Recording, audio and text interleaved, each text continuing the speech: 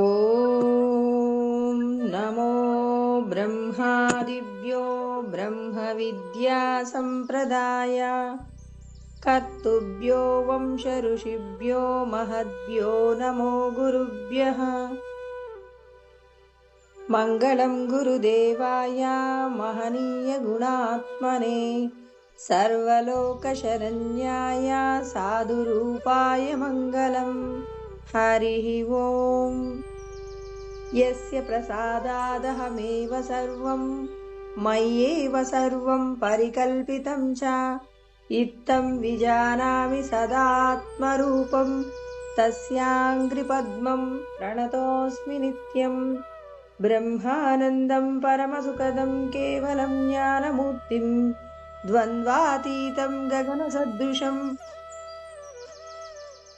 తత్వమస్యాదిలక్ష్యం ఏకం నిత్యం విమలమచలం సర్వదీ సాక్షిభూతం భావాతీతం త్రిగుణరహితం సద్గురుం తం నమామి. నమో గురుదేవ. ఈరోజు మనం భగవద్గీత యందు 4వ అధ్యాయము జ్ఞానయోగము. శ్రీకృష్ణ పరమాత్మ సత్యమును తెలుసుకుని జీవించిన వారి యొక్క జీవనము గొప్పదైనటువంటి ఆనందానుభూతి, పారమార్థికమైనటువంటి ఆనందాన్ని పొందుతారు అంటున్నారు. అంటే సత్యము అంటే మనం అనుభవించేటటువంటి దేహ సంబంధమైనటువంటి విషయ సుఖాలన్నీ కూడా అసత్యము అని ఎప్పుడు తెలుస్తుంది? మనం కల కంటున్నంతసేపు కూడా ఆ కలలో జరుగుతున్న ప్రతి సంఘటన చేత సుఖమో దుఃఖమో పొందుతాం. ఇప్పుడు కలలో ఎవరైనా ఏడుస్తున్నారు, ఆ ఏడుపుని చూసి మనం కూడా ఏడుస్తున్నాం అనుకోండి, అప్పుడు మనకి తెలుస్తుంది కదా. ఏమని తెలుస్తుంది? మీరు బాధపడుతున్నారనే సత్యం మీరు గుర్తించగలుగుతారు. ఇప్పుడు ఆ స్వప్నంలో నుంచి బయటికి వచ్చారు, బయటికి రాగానే కళ్ళు తెరిచి ఏమంటారు? ఓ, ఇదంతా సత్యం కాదా? పలానా వాళ్ళు ఏడుస్తున్నారు, చాలా కష్టాలు వచ్చాయి, వాళ్ళ కష్టాన్ని చూసి నేను కూడా ఏడుస్తున్నానని జరిగిన విషయాన్ని మరొక్కసారి గుర్తు చేసుకొని ఇదంతా స్వప్నమో కాబట్టి మనం దాని గురించి బాధపడాల్సిన అవసరం లేదు అని మళ్ళీ దేహ సంబంధమైన అంటే జాగ్రత్తావస్థకు సంబంధించిన పనులన్నీ చేసుకుంటాం. ఇది మనందరి జీవితాలలో జరుగుతుంది కదండి. అదే విధంగా పరమాత్మ అంటున్నారు, ఇక్కడ ఈరోజు ఇప్పుడు మీరు అనుభవించిన సుఖం కొద్దిసేపటి తర్వాత ఉంటుందా? విచారణ చెయ్యండి. విచారణ చేసినప్పుడు మాత్రమే ఇప్పుడు నువ్వు అనుభవించే సుఖంతో నువ్వు తాదాత్మ్యత పొందవచ్చు. మనమందరం ఏం చేస్తామంటే, ఇప్పుడు మనకు నాలుకకు రుచికరమైన భోజనంలో కాస్త ఉప్పు ఎక్కువైందనుకోండి, అప్పుడు మనం ఎంతో బాధపడతాం. మనం అవతలి వాళ్ళని తక్కువ చేసి కూడా మాట్లాడతాం. ఇప్పుడు నువ్వు అనుభవించినటువంటి ఏదైతే ఆహార పదార్థం ఉందో ఆ పదార్థము 1 గంట తర్వాత ఉంటుందా? మళ్ళీ 1 గంట తర్వాత మనం ఏదో ఒకటి కోరుకుంటున్నాం కదండి. అంటే ఈ క్షణంలో నువ్వు అనుభవించేటటువంటి విషయాలలో మధుర పదార్థం తింటుంటే అవతలి వాళ్ళని అంటాం, అబ్బా ఇంతటి పదార్థం ఎవరూ పెట్టలేదండి, చాలా గొప్పగా చేశారు అని పొగుడుతున్నాం. ఎవరైనా మనకు రుచికరమైనది పెట్టకపోయినప్పుడు అప్పుడు వాళ్ళని మనం నింద చేస్తున్నాం. చూడండి, మనం ఆనంద పెడుతున్నాం, మనం ఆనందపడుతున్నాం, అవతలి వాళ్ళని దుఃఖ పెడుతున్నాం, మనం దుఃఖపడుతున్నాం. ఇవంతా కూడా ఈ క్షణము దాటితే తర్వాత క్షణంలో ఉంటాయా? కానీ మనం ఏదైతే ఒక పదార్థం గురించి అనుభవించిన సుఖముందో, దుఃఖముందో, అవతలి వాళ్ళని పెట్టినటువంటి బాధ ఏదైతే ఉందో, సంతోషం ఏదైతే ఉందో, ఇవన్నీ కూడా సంస్కారాల రూపంలో మన వెంట వస్తాయి. కానీ అనుభవించినటువంటి అనుభూతి ఏమైంది ఇక్కడ? మరొక జన్మను పొందడానికి కావలసినటువంటి సంస్కారంగా తయారైంది. కలలో కన్న విషయాల వలన ఏ విధంగా అయితే మనం ఇదంతా సత్యం కాదు అని చెప్పేసి దాన్ని మరచిపోతున్నామో, అయ్యో రాత్రి నాకు ఈ కల వచ్చింది అని చెప్పి పడుకునేంత వరకు ఆ కల గురించి ఆలోచిస్తామా? ఆలోచించం. ఎందుకు? స్వప్నంలో అనేకం వస్తుంటాయి, పోతుంటాయని ఎలా విడిచిపెడతామో, దేహ సంబంధమైన విషయాలలో మనం అనుభవించిన వాటిని గురించి మళ్ళీ ఆలోచించటం, తర్వాత మళ్ళీ మళ్ళీ మళ్ళీ మనం అదే విషయాన్ని మననం చేయడం వల్ల ఏం జరుగుతుందంటే సుఖదుఖాలు లభ్యమవడం, మళ్ళీ ఈ సుఖదుఖాలకు సంబంధించిన విషయాలు మళ్ళీ పొందాలనుకోవడం. ఇప్పుడు మనల్ని ఎవరో బాధ పెట్టారు, మనకెవరో మంచి భోజనం పెట్టలేదు, వాళ్ళు మన ఇంటికొచ్చి మంచి భోజనం తింటున్నారనుకోండి, వాళ్ళకి మనం అందరూ బాగుండాలని భోజనం పెడతాం, అందరూ సంతోషపడాలని పెడతాం. వాళ్ళ ఇంటికెళ్తే ఎలాంటి భోజనం పెట్టారు, ఇవాళ మన ఇంట్లో ఉన్న భోజనాన్ని తింటూ మరి వాళ్ళు సంతోషపడుతున్నారని మనం అనుకుంటాం. నిజానికి మనమందరం ఎవరికైనా మంచి భోజనమే పెట్టాలనుకుంటాం. కానీ ఒక్కొక్కరి ఇంటి అలవాట్లు, అభిప్రాయాలు, అలవాట్లు, అభిరుచులు అన్నీ వేరువేరుగా ఉంటాయండి. మనమేమనుకుంటాం? ఇదే మంచిది అనుకుంటాం. మరి ఒకరికి మంచిదైనది ఇంకొకరికి మంచిదవుతుందా? మనం ఆలోచిద్దాం. అవతలి వాళ్ళు కూడా మనకి భోజనం పెట్టారండి. వాళ్ళకి ఉప్పు ఎక్కువగా తినే అలవాటుంది. వాళ్ళు రోజు తినే పదార్థంలో వాళ్ళ నాలుక అలా అలవాటు పడింది. ఇప్పుడు వాళ్ళు ఇది రుచికరమైనది. వాళ్ళు ఏం చేశారు, పదార్థము పెట్టడానికి పూర్వం ఉప్పు చూశారు. అయ్యో! ఉప్పు సరిపోకపోతే వచ్చిన అతిథులు బాధపడతారేమోనని వాళ్ళు తిన్నారండి.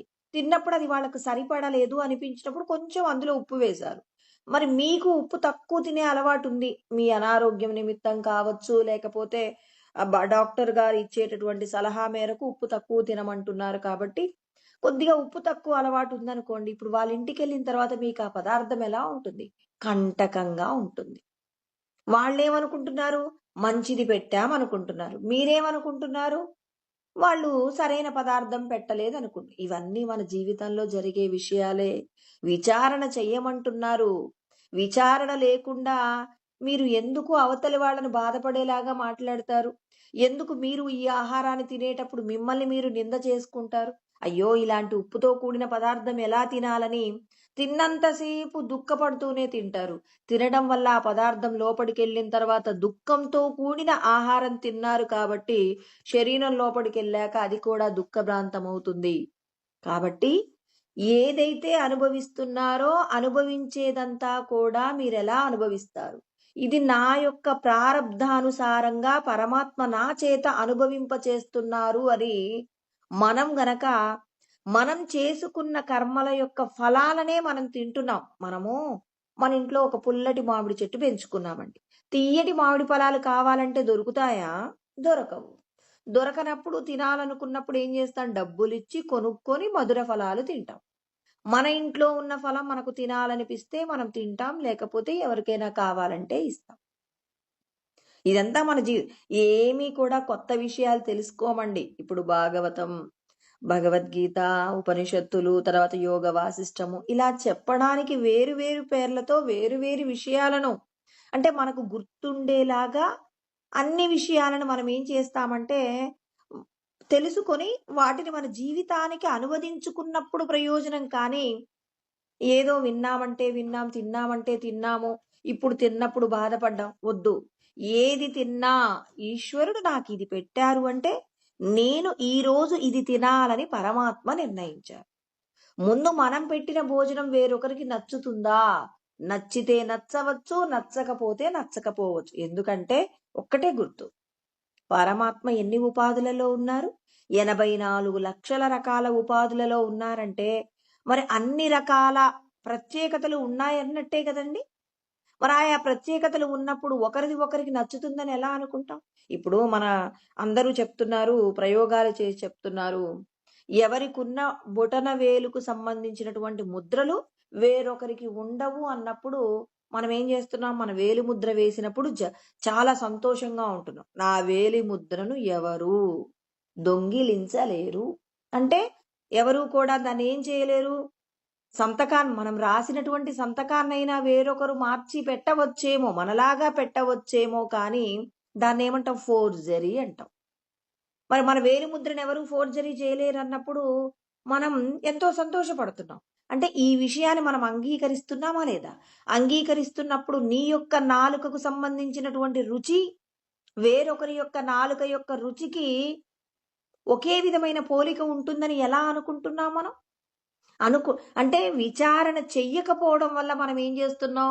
మాది మాత్రమే బాగుంటుందండి, మేము వండుకున్న పదార్థం బాగా వండుకుంటామండి, మేము మంచిగా తింటామండి, నేను వేసుకునేటటువంటి బట్టలు కూడా చాలా స్పెషల్‌గా ఉంటాయంటే, నీ యొక్క అలవాట్లకు, నీ ఆలోచనలకు ఇవి సరిపోతాయి. వేరొకరి ఆలోచనలకు సరిపోతాయని మీరెలా అనుకుంటారు? మనకిష్టమైన బట్టలు మనం కొనుక్కుంటాం. మనం ఒక ఫంక్షన్‌కెళ్ళగానే మన బంధువులో, మనకు బాగా తెలిసిన ఫ్రెండ్సో ఎవరో అంటారు, "ఎందుకో ఈ డ్రెస్ మీకు సరిపడా లేదు" అంటే ఎంతో బాధపడతాం. మరి నీ ఆలోచనలకు తగినదే కొనుక్కున్నావు గదా! మరి ఎందుకు వేరొకరికి అంటే నీ వస్త్రము, నువ్వు ధరించిన అలంకరణ వేరొకరికి నచ్చాలన్నప్పుడు, వేరొకరి అభిప్రాయాలు నువ్వు గౌరవిస్తున్నావు కానీ, నీ అభిప్రాయాలు నువ్వు గౌరవించట్లేదు. కొన్ని విషయాలల్లోనేమో అవతలి వాళ్ళని తిడతాం. కొన్ని విషయాలల్లోనేమో ఏమంటాం? మాలాగా మీరుంటారా అంటాం. చూడండి. కొన్నింటిలో కొందరితో పోల్చుకొని బాధపడుతున్నాం. మీ బట్టలు మీరు వేసుకున్నవి మీకు సరిపడలేదంటే బాధపడతాం. మనం బంగారు గొలుసు చాలా ఇష్టపడి ఎంతో ఖర్చు పెట్టి చేయించుకున్నాం. వేరొకరంటారు మీ మెడలో బాలేదండి. మీ మెడలో కంటే వేరొకరి మెడలోనే బాగుంది అన్నప్పుడు ఎంతో బాధపడతాం. మరి మనం వండుకున్న పదార్థం మాత్రం మనకి రుచిగా ఉంటుంది. వేరొకరు బాలేదంటే మాత్రం అప్పుడెందుకు మీరు పోల్చుకోరు? అయ్యో! నాకు వంట చేయడం రాదని ఒప్పుకుంటారా? మేము తినే పదార్థం బాగుండదని ఎవరైనా ఒప్పుకుంటారా?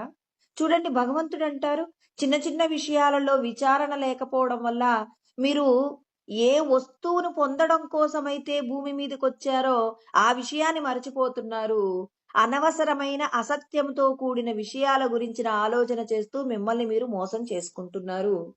మీకు ఎంతో ఆహ్, గొప్పదైన ఇక మళ్ళీ శరీరాలు పొందవలసిన అవసరం లేదు.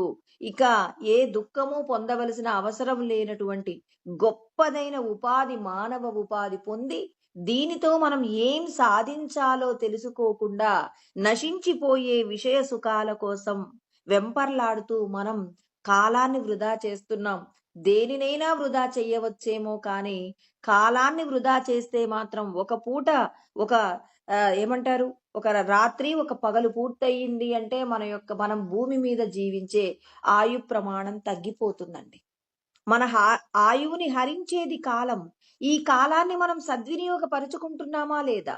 కాలాన్ని సద్వినియోగపరుచుకున్నప్పుడే శాశ్వతమైన ఆనందం పొందుతాం.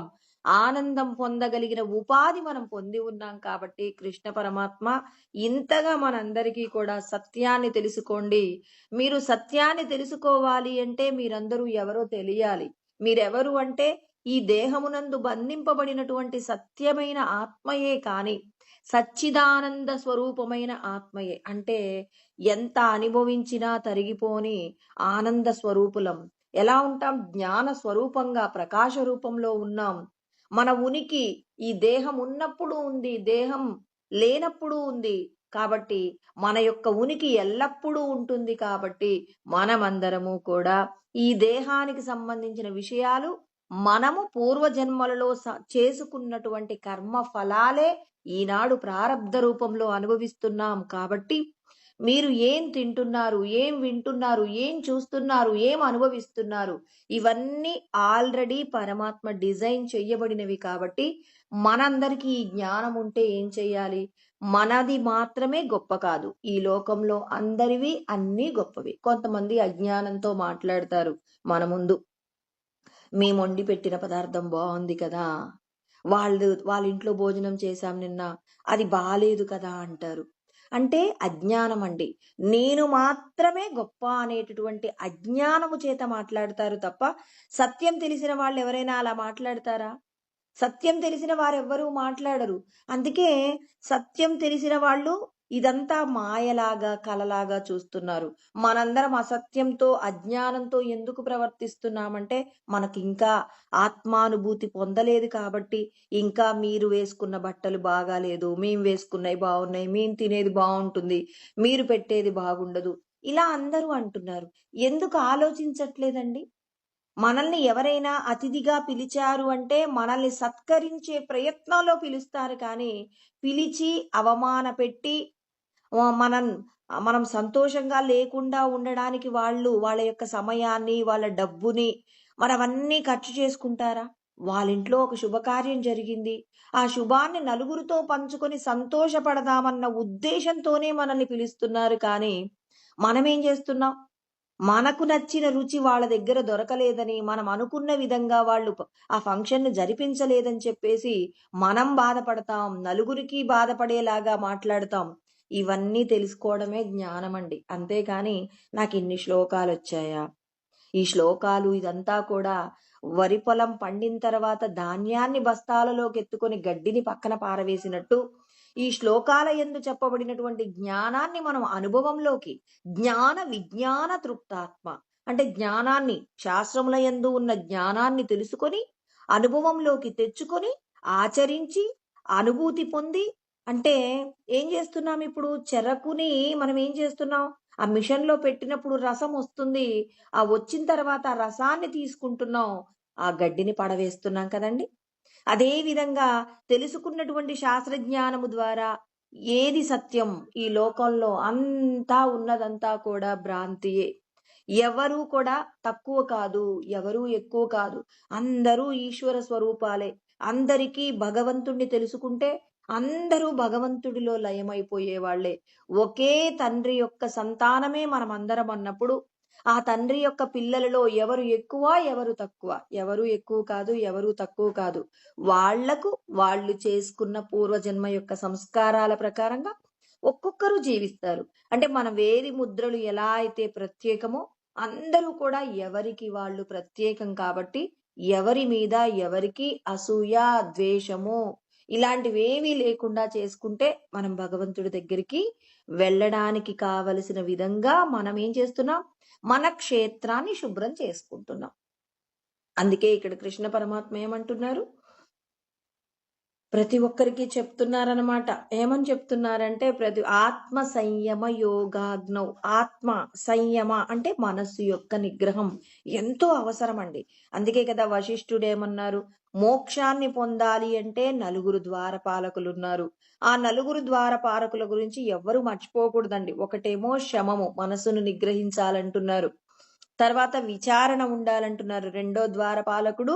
విచారణ అనేటటువంటి ద్వారపాలకుడు ఉన్నారు ఇంకొకరు మూడోది సంతోషము సంతృప్తిగా జీవించటం ఎలాగో నేర్చుకోవాలి అంటున్నారు తర్వాత సత్పురుషుల యొక్క సాంగత్యము సత్పురుషులంటే వాళ్ళు జ్ఞానాన్ని విజ్ఞానంగా మలుచుకొని తృప్తిగా ఉన్నారు ఎవరి గురించైనా మనం ఏ గురు స్వరూపాన్నైనా దర్శనం చేసినప్పుడు వేరొకరి యొక్క లోపాలను ఇంకా ఎత్తి చూపుతున్నారు తన వాళ్ళు పరాయి వాళ్ళనే వ్యత్యాసం ఉందంటే మనం వాళ్ళ దగ్గర నుంచి మనం కొంత తెలుసుకోగలము కానీ పూర్ణంగా తెలుసుకోలేమనేటటువంటి జ్ఞానము అందరికీ తెలిసి ఉండాలి కొందరు కొన్నింటిని ఇవ్వగలరు ఆత్మానుభూతిని పొందిన వాళ్ళు అన్నింటినీ సమకూర్చగలరు కాబట్టి ఇక్కడ మనకు ఆకలిగా ఉంది ఇప్పుడు ఒక పేదవాడు ఉన్నాడండి అడుక్కు ఏమంటాడు భిక్షగాడు ఉన్నాడు అతను ఏం చేస్తాడు ఒకరింటికి వెళ్తారు వాళ్ళ ఇంట్లో ఏదో కొన్ని పచ్చడి మెతుకులు పెట్టారు వేరొకరింటికి వెళ్తారు అక్కడ పరమాన్నం పెట్టారు ఇలా ఒక్కొక్కరి ఇంట్లో తనకి ఏం కావాలో అవన్నీ తీసుకొని వెళ్ళి ఒక చోట పెట్టుకొని తనకు వచ్చిన పదార్థాలన్నింటినీ కూడా ముందు తనకు నచ్చినవి నచ్చనివి అన్నీ తన ఆకలి తీరేంత వరకు కూడా వాటన్నింటినీ భుజిస్తాడు అలా కాకుండా ఒక రోజున అతనికి ఎవరింట్లోనూ శుభకార్యం జరిగింది వాళ్ళు పిలిచి భోజనం పెట్టారు అప్పుడు ఒకే చోట అన్ని రకాలైనటువంటి పదార్థములను పెట్టుకొని ఒకే చోట భోజనం చేస్తాడు అంటే ఆత్మానుభూతిని పొందినటువంటి గురుస్వరూపము మన అదృష్టం కొద్దీ దొరికారనుకోండి మరి దొరుకుతారా అంటే దొరకవచ్చు దొరకపోవచ్చు నీ యొక్క సాధనలో ఉన్నటువంటి ప్రయత్నము చేత దొరుకుతారు అంటే నువ్వు దీనిని పొందాలనేటటువంటి తపన నీకు ఎక్కువగా ఉండి నువ్వు ప్రయత్నం చేసినప్పుడు ఖచ్చితంగా దొరుకుతారు ఇప్పుడు ఇక్కడ ఒక టీచర్కి తెలుగు మాత్రమే బాగా చెప్పడం వస్తుంది ఇంకొక టీచర్కి మ్యాథమెటిక్స్ ఇంకొకరికి సైన్స్ ఒక్కొక్కరికి సోషల్ అందుకే కదండి స్కూళ్ళల్లో ఒక్కొక్క సబ్జెక్టు ఒక్కొక్కరి దగ్గర నేర్చుకుంటాం ఒకరు భాగవతాన్ని బాగా బోధ చేస్తారు ఇంకొకరు రామాయణాన్ని బాగా చెప్పగలుగుతారు ఒకరు మహాభారతం చెప్పడంలో దిట్టగా ఉంటారు ఒకరు సామవేదం బోధించడంలో గొప్పగా ఉంటారు ఇలా ఒక్కొక్కరిలో ఒక్కొక్క ప్రత్యేకత ఉన్నప్పుడు అన్నీ ఒక్కరి దగ్గరే లభ్యం అవ్వాలి అంటే అది ఒక్క ఆత్మానుభూతిని పొందిన వారి దగ్గర మాత్రమే దొరుకుతుంది ఇక్కడ ఒక్కొక్క శాస్త్రం నందు చెప్పబడిన విషయాలను తెలుసుకుంటూ ఒక్కొక్క దానిలో ఉన్న విషయాన్ని తెలుసుకుంటూ ఒక్కొక్కరి దగ్గర ఒక్కొక్కటి నేర్చుకుంటూ వెళ్తే ఏదో ఒక రోజున మనకున్న శ్రద్ధను బట్టి ఏ శాస్త్రాన్ని తెలుసుకున్నా ఆ శాస్త్రాలను ఆచరించడంలో మనం చాలా ఉత్సాహంగా ఉన్నామనుకోండి, అప్పుడు ఏం చేస్తాడు భగవంతుడు నీ లోపటున్నాయన గమనిస్తాడు. ఆ! నేను చెప్పినటువంటి పురాణాలు, వేదాలు, ఉపనిషత్తులు అన్నీ తెలుసుకోవడానికి మీరు సిద్ధపడుతున్నారు కదా! ఇప్పుడు నేను మీకేం చేస్తాను, సమస్త శాస్త్రముల యొక్క సారాన్ని రంగరించి బోధించేటటువంటి మరి ఆత్మానుభూతిని పొందిన గురువు దగ్గరికి నిన్ను తీసుకెళ్తారు. అంటే ఒక్కసారే దొరకరండి. అయ్యో! నాకు దొరకాలండి, నాకు దొరకలేదని బాధపడకూడదు. ఎందుకు? ఒక్కొక్క విషయాన్ని తెలుసుకోవడంలో నీకున్న శ్రద్ధను బట్టి భగవంతుడు ఏం చేస్తారు? ఆయా శాస్త్రాల పట్ల నీకు కలిగినటువంటి అవగాహన, అనుభూతి, ఆచరణ, ప్రయత్నము అన్నీ కలబోస్తే పరమాత్మ నీకిచ్చే అద్భుతమైన వరం అంటే తీసుకెళ్తున్నాడు భగవంతుడు. చిన్నప్పుడు చూడండి, అక్షరాలు కూడా రావటం రాని పిల్లల్ని తీసుకెళ్ళి నర్సరీలో జాయిన్ చేస్తే అక్షరాలు నేర్చుకుంటాడు. వాళ్ళు నేర్చుకునేటటువంటి విధానాన్ని బట్టి కొంతమంది పిల్లల్ని చూడండి, వాళ్ళు నర్సరీలో జాయిన్ అవుతారు 3వ సంవత్సరంలోనే. వాడు బాగా చదువుతున్నాడనుకోండి, వెంటనే వాడిని ఎల్‌కేజీలో వేస్తారు, యూకేజీలో గూడా వేస్తారు. అంటే అతనిలో ఉన్న ప్రజ్ఞ, బాగా నేర్చుకోగలిగినటువంటి ఆ ప్రజ్ఞని చూసి టీచర్‌లేం జేస్తారు, వాడు 4 తరగతికే ఫస్ట్ క్లాస్‌లో ఉంటాడండి. మిగిలిన పిల్లలు చూడండి, ఒకరు నర్సరీ, ఎల్‌కేజీ ఒక సంవత్సరంలో పూర్తి చేస్తారు. ఒకడు నర్సరీ మాత్రమే ఒక సంవత్సరం మొత్తం పూర్తి చేస్తాడు. అయినా వాడికి ఏమీ రాదనుకోండి, ఆడుతూ, పాడుతూ సమయం గడుపుతున్నాడనుకోండి, తర్వాత సంవత్సరం గూడా మళ్ళీ నర్సరీలోనే ఉంచుతారు. చూడండి, వాళ్ళకున్నటువంటి తెలివితేటలను బట్టి వాళ్ళు ముందుకెళ్తున్నారు కదండీ! ఇవాళ మనం ఒక గురువుగారి దగ్గరున్నాం. ఆ గురువుగారి దగ్గర ఉన్నటువంటి జ్ఞానాన్నంతా మనకు బోధిస్తున్నారు. ఆ బోధించేటటువంటి జ్ఞానాన్ని మనం అందుకున్నాం. అది పూర్తయిన తర్వాత మనకు ఆయన వలన కొంత తృప్తి తక్కువగా అనిపిస్తుంది. ఇంకా ఏదో తెలియాలి కదా! నాకు ఇంకేదో కావాలి కదా! అని అంటే తృప్తి పొందాలి. కృష్ణ పరమాత్మ చూడండి ఏమంటున్నారు? జ్ఞాన విజ్ఞాన తృప్తాత్మ. తెలుసుకున్నటువంటి జ్ఞానాన్ని అనుభవంలోకి తెచ్చుకున్నప్పుడు ఇక తాను పొందిన దేనిని పొందితే యస్మిన్ స్థితో న దుఃఖేన గురుణాపి విచాల్యతే. యస్మిన్ స్థితో న దుఃఖేన గురుణాపి విచాల్యతే అంటే ఇప్పుడు తాను పొందినటువంటి ఆనందంలో ఒక సమస్య వస్తే ఆ సమస్యకి ఇంకా భయపడుతున్నాడు. గురువుగారు చెప్పారు, నేను చెప్పిన జ్ఞానం ఇక పరిపూర్ణమైనది అన్నారనుకోండి. నీకొక దుఃఖం వచ్చింది. ఆ దుఃఖంతో నువ్వు కృంగిపోయే స్థితి కలుగుతుందనుకోండి. ఆ! ఇంకా నాకు పరిపూర్ణత రాలేదు. యం లబ్ధ్వా చాపరం లాభం మన్యతే నాధికం తదః. నీకు నువ్వు భగవంతుడిని అనుభూతి పొందావు. పొందిన తర్వాత నీకేదో ఒక 100,00,00,000 కలిసొచ్చాయి. కలిసి రాగానే అబ్బా! నా అంత గొప్పవాడు లేడు అని నువ్వు అంటున్నావనుకోండి. అంటే పొందవలసిన ఆనందం పొందలేదు. అలా పొందలేదు కాబట్టే ఇవాళ నాకింత దేహ సంబంధమైన విషయాలలో కలిగినటువంటి ఏదో డబ్బు కానీ, పేరు ప్రతిష్టలు, సంపదలు, హోదాలు వీటి చేత ఇంకా తన్మయత్వం పొందుతున్నావు. అంటే నశించిపోయే విషయాలను చూసి ఆనందపడుతున్నావు. అంటే ఇంకా నీకు పరిపూర్ణత రాలేదు. పరిపూర్ణత రాలేదంటే నువ్వు ఇంకొక అడుగు ముందుకు వేయవలసి ఉంటుంది. అందుకే కదండీ! ఆయన ఏం చెప్పారు? గురుగీతలో పరమేశ్వరుడు చెప్పారనమాట. ఎలా అంటే ఆహ్, ఏమంటారు? భృంగః యథా భృంగః మధులుబ్ధో. భృంగం అంటే తుమ్మెద అండి. తుమ్మెద ఏం చేస్తుంది? మకరందాన్ని సేవిస్తూ ఉందనమాట. అప్పుడు సేవిస్తున్నప్పుడు ఒక పుష్పంలో తనకు కావలసిన మకరందం ఇంకా దొరికింది. కానీ కొంతే దొరికింది. ఇంకా కడుపు నిండలేదు. అప్పుడేం చేస్తుంది? ఆ పుష్పంలో ఉన్న మకరందాన్ని ఇంకొద్దిగా ఆస్వాదించడం కోసం అక్కడే ఉంటే ఇప్పుడు పుష్పంలో కొంత మకరందమే దొరుకుతుంది. ఆ మకరందాన్ని దాటి ఇంకా కావాలి అంటే ఆ పుష్పం ఇవ్వగలుగుతుందా? ఇవ్వలేదు. ఇవ్వలేదు కాబట్టి ఏం చేస్తుంది? పుష్పాత్ పుష్పాంతరం రజేత్. ఒక పుష్పం నుంచి ఇంకొక పుష్పంలోకి వెళ్ళి తనకు కావలసిన మకరందాన్ని ఆస్వాదించినట్టు అదే విధంగా అదే విధంగా శిష్యుడు కూడా ఏం చేస్తాడు అంటే జ్ఞానలుబ్ధో. జ్ఞానాన్ని పొందాలి. ఎలాంటి జ్ఞానం? ఎంత అనుభవించినా తరిగిపోని ఆనందం. సుఖమాత్యంతికం యత్తద్ బుద్ధి గ్రాహ్యమతీంద్రియం. ఇంద్రియాల ద్వారా పొందలేనటువంటి అంటే ఇంద్రియాలు తెలుసుకోలేవంట అటువంటి ఆనందం. ఎంత అనుభవించినా తరిగిపోనటువంటి ఇక ఆ స్థితిలో ఉండి ఇంక బయటికి రా అంటే లేదు నేను రాలేను. ధ్యానంలో కూర్చొని అనుభూతి పొందుతున్నారు. ఇంక చాలు ధ్యానము ఇక చాలు అంటే లేదు లేదు ఇంకా బావుంది అని ధ్యానంలో నుంచి బయటికి రారు. నీకోసం నేను మంచి భోజనం పెట్టాను అంటే వాళ్ళు భోజనం పట్ల ఇష్టపడట్లేదు. ఆ ధ్యానమునందు తాను పొందే అనుభూతి యందు పొందుతున్నటువంటి ఆనందం, తనకు ఏ విధమైన వస్తువుల పట్ల కూడా ఆకర్షణ లేదు. అందుకే మనం పరీక్షిత్ మహారాజు గురించి చెప్పుకున్నాం కదండీ! పరీక్షిత్ మహారాజు 7 రోజుల పాటు, సప్తాహం అంటే 7x24, 24 అవర్స్ కూడా ఆ 7 రోజుల పాటు ఏ విధమైనటువంటి ఆహారం తీసుకోవడంలో కానీ, మలమూత్ర విసర్జనకు సంబంధించిన విషయాలలో బయటికి కదలడం గాని ఏది కూడా జరగదు. ఆ భగవంతుని యొక్క కథల చేత రమిస్తూ ఇక తాను ఏ విషయం పట్ల దేహ సంబంధమైన, తనకు మరణం రాబోతుందన్న భయం లేదు, తాను తినలేదనేటటువంటి ఆ దుఃఖం లేదు, ఏదో ఆస్వాదించాలన్న ఆ గొప్ప అనుభూతి లేదు. ఎంతసేపు తాను తెలుసుకుంటున్న విషయంతో రమిస్తున్నాడు. రమించడం అంటే అదే.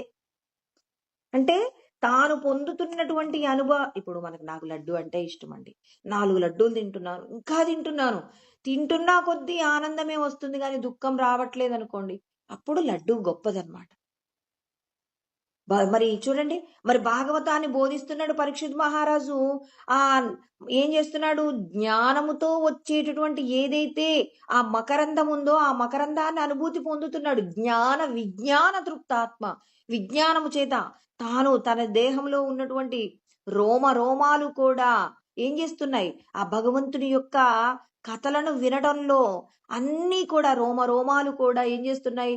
ఆ రోమాలకు చెవులను పెట్టుకొని, అంటే అక్కడ చెప్పబడుతున్న విషయాలకు దేహములో ఉన్న ప్రతి రోమ రోమము కూడా స్పందించి ఆనందాన్ని పొందుతున్నాయి. అంత అనుభూతిని పొందుతున్నప్పుడు ఆకలవుతుంది అని అనట్లేదు శరీరంలో. ఏంటి? నిస్సత్తువ రావట్లేదు అంటే తాను పొందుతున్న అనుభూతి గొప్పదైనటువంటి అనుభూతి పొందుతున్నాడు. అలాంటి అనుభూతి వచ్చేంత వరకు ఏం చేయవచ్చు?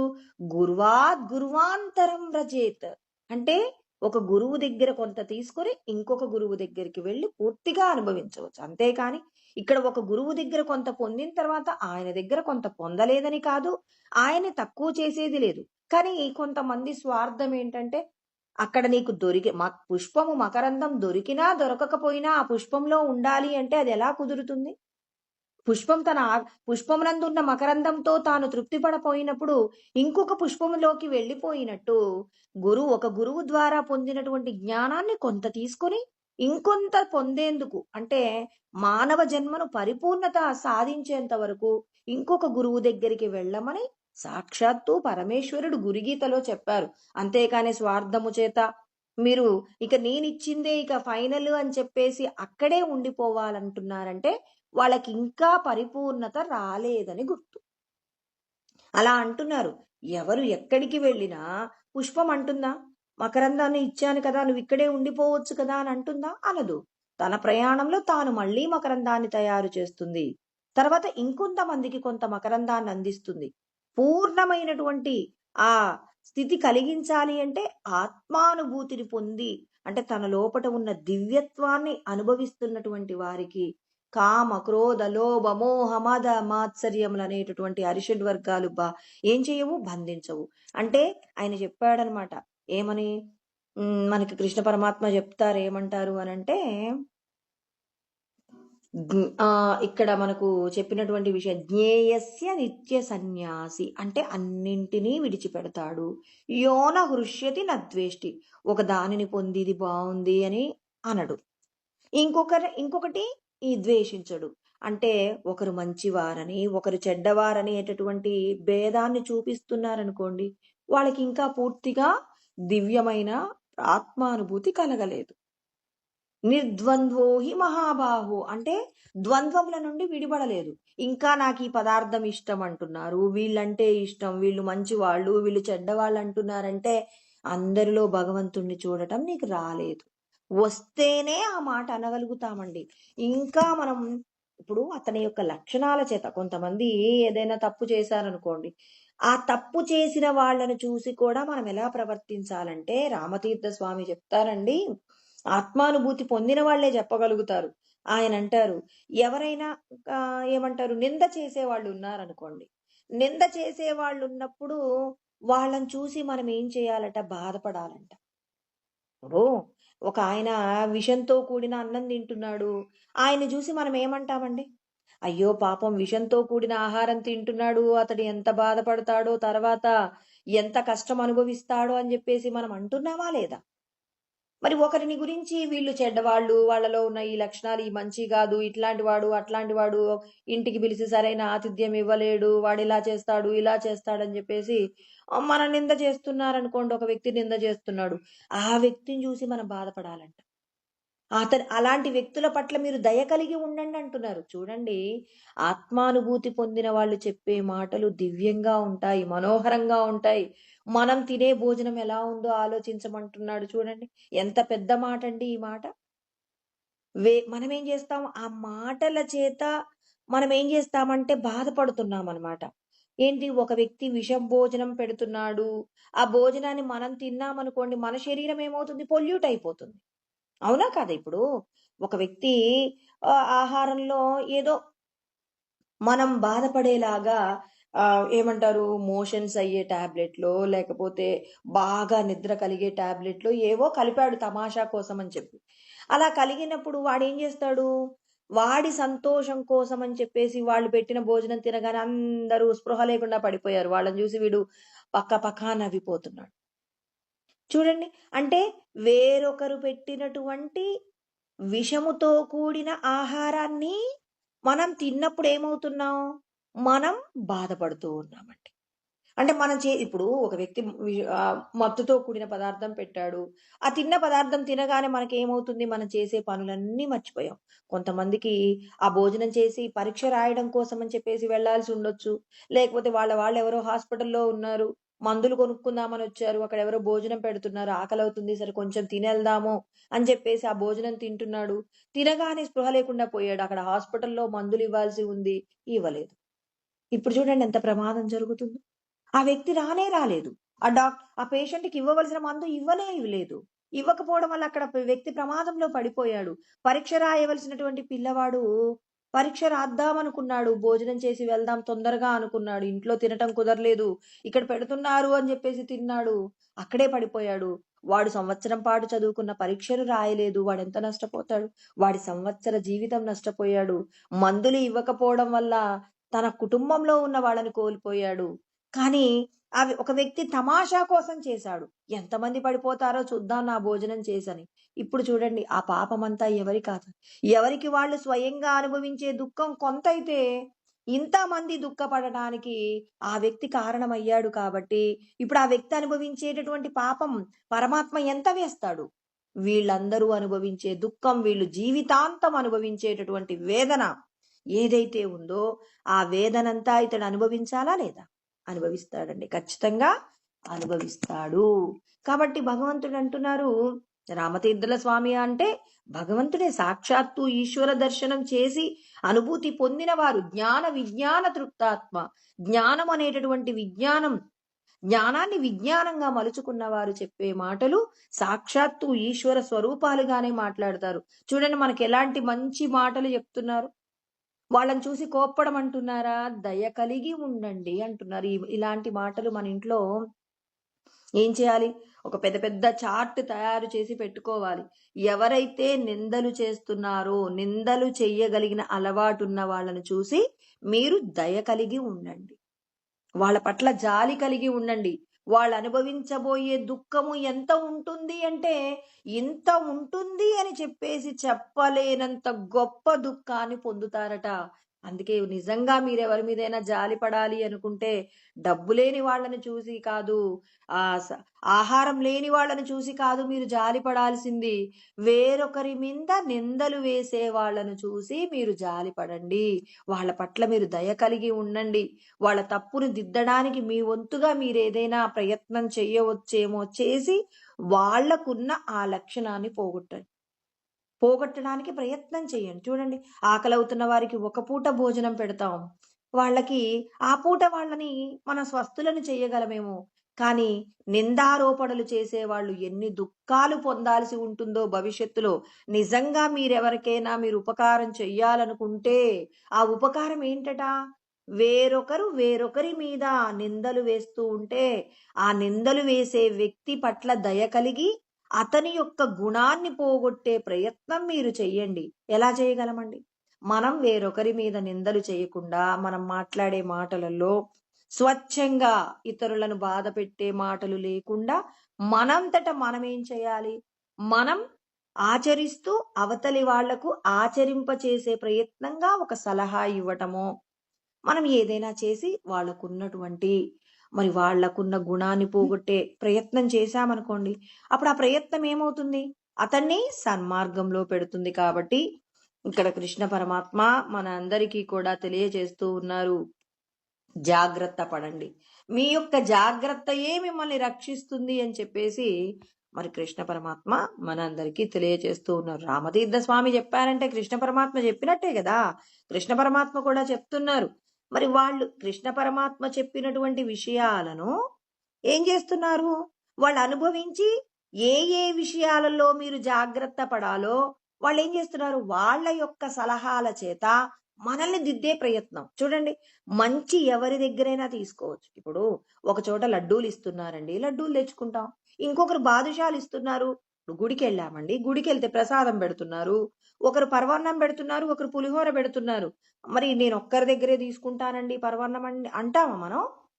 పరమాన్నం తింటాం, పులిహోర తింటాం, దద్దోజనం తింటాం, లడ్డూలు తింటాం, ఇంకో మధుర పదార్థం తింటాం. ఏది ఇచ్చినా తింటాం కదండి. అంటే తినే అలవాటు మనకు ఉంది కదా. అదే విధంగా ఒకరు ఒక మంచి మాట చెప్తున్నారు, ఒక మంచి మాట చెప్తున్నప్పుడు ఆ మాటను ఎందుకు స్వీకరించకూడదు? మనం ఆ మాటను స్వీకరించి మనం ఏం చేద్దాం, మనకున్నటువంటి ఏదైతే దుష్టగుణం ఉందో ఆ దుష్టగుణాన్ని పోగొట్టుకుందాం. అంటే కేవలం వేరొకరు ఏదో వస్తువు ఇస్తే తీసుకోవడమేనా? ఒకరు మంచి మాట చెప్తున్నారు, ఆ మంచి మాటను పట్టుకోండి. అయ్యో మీ మాట నేనెందుకు వింటానండి, మీరెవరండి అంటామా? లడ్డూలు ఇస్తుంటే గబగబా పరిగెత్తుకుంటూ వెళ్ళి తింటాం. అసలు వాళ్ళెవరో తెలుసో తెలియదో కూడా తెలియదు.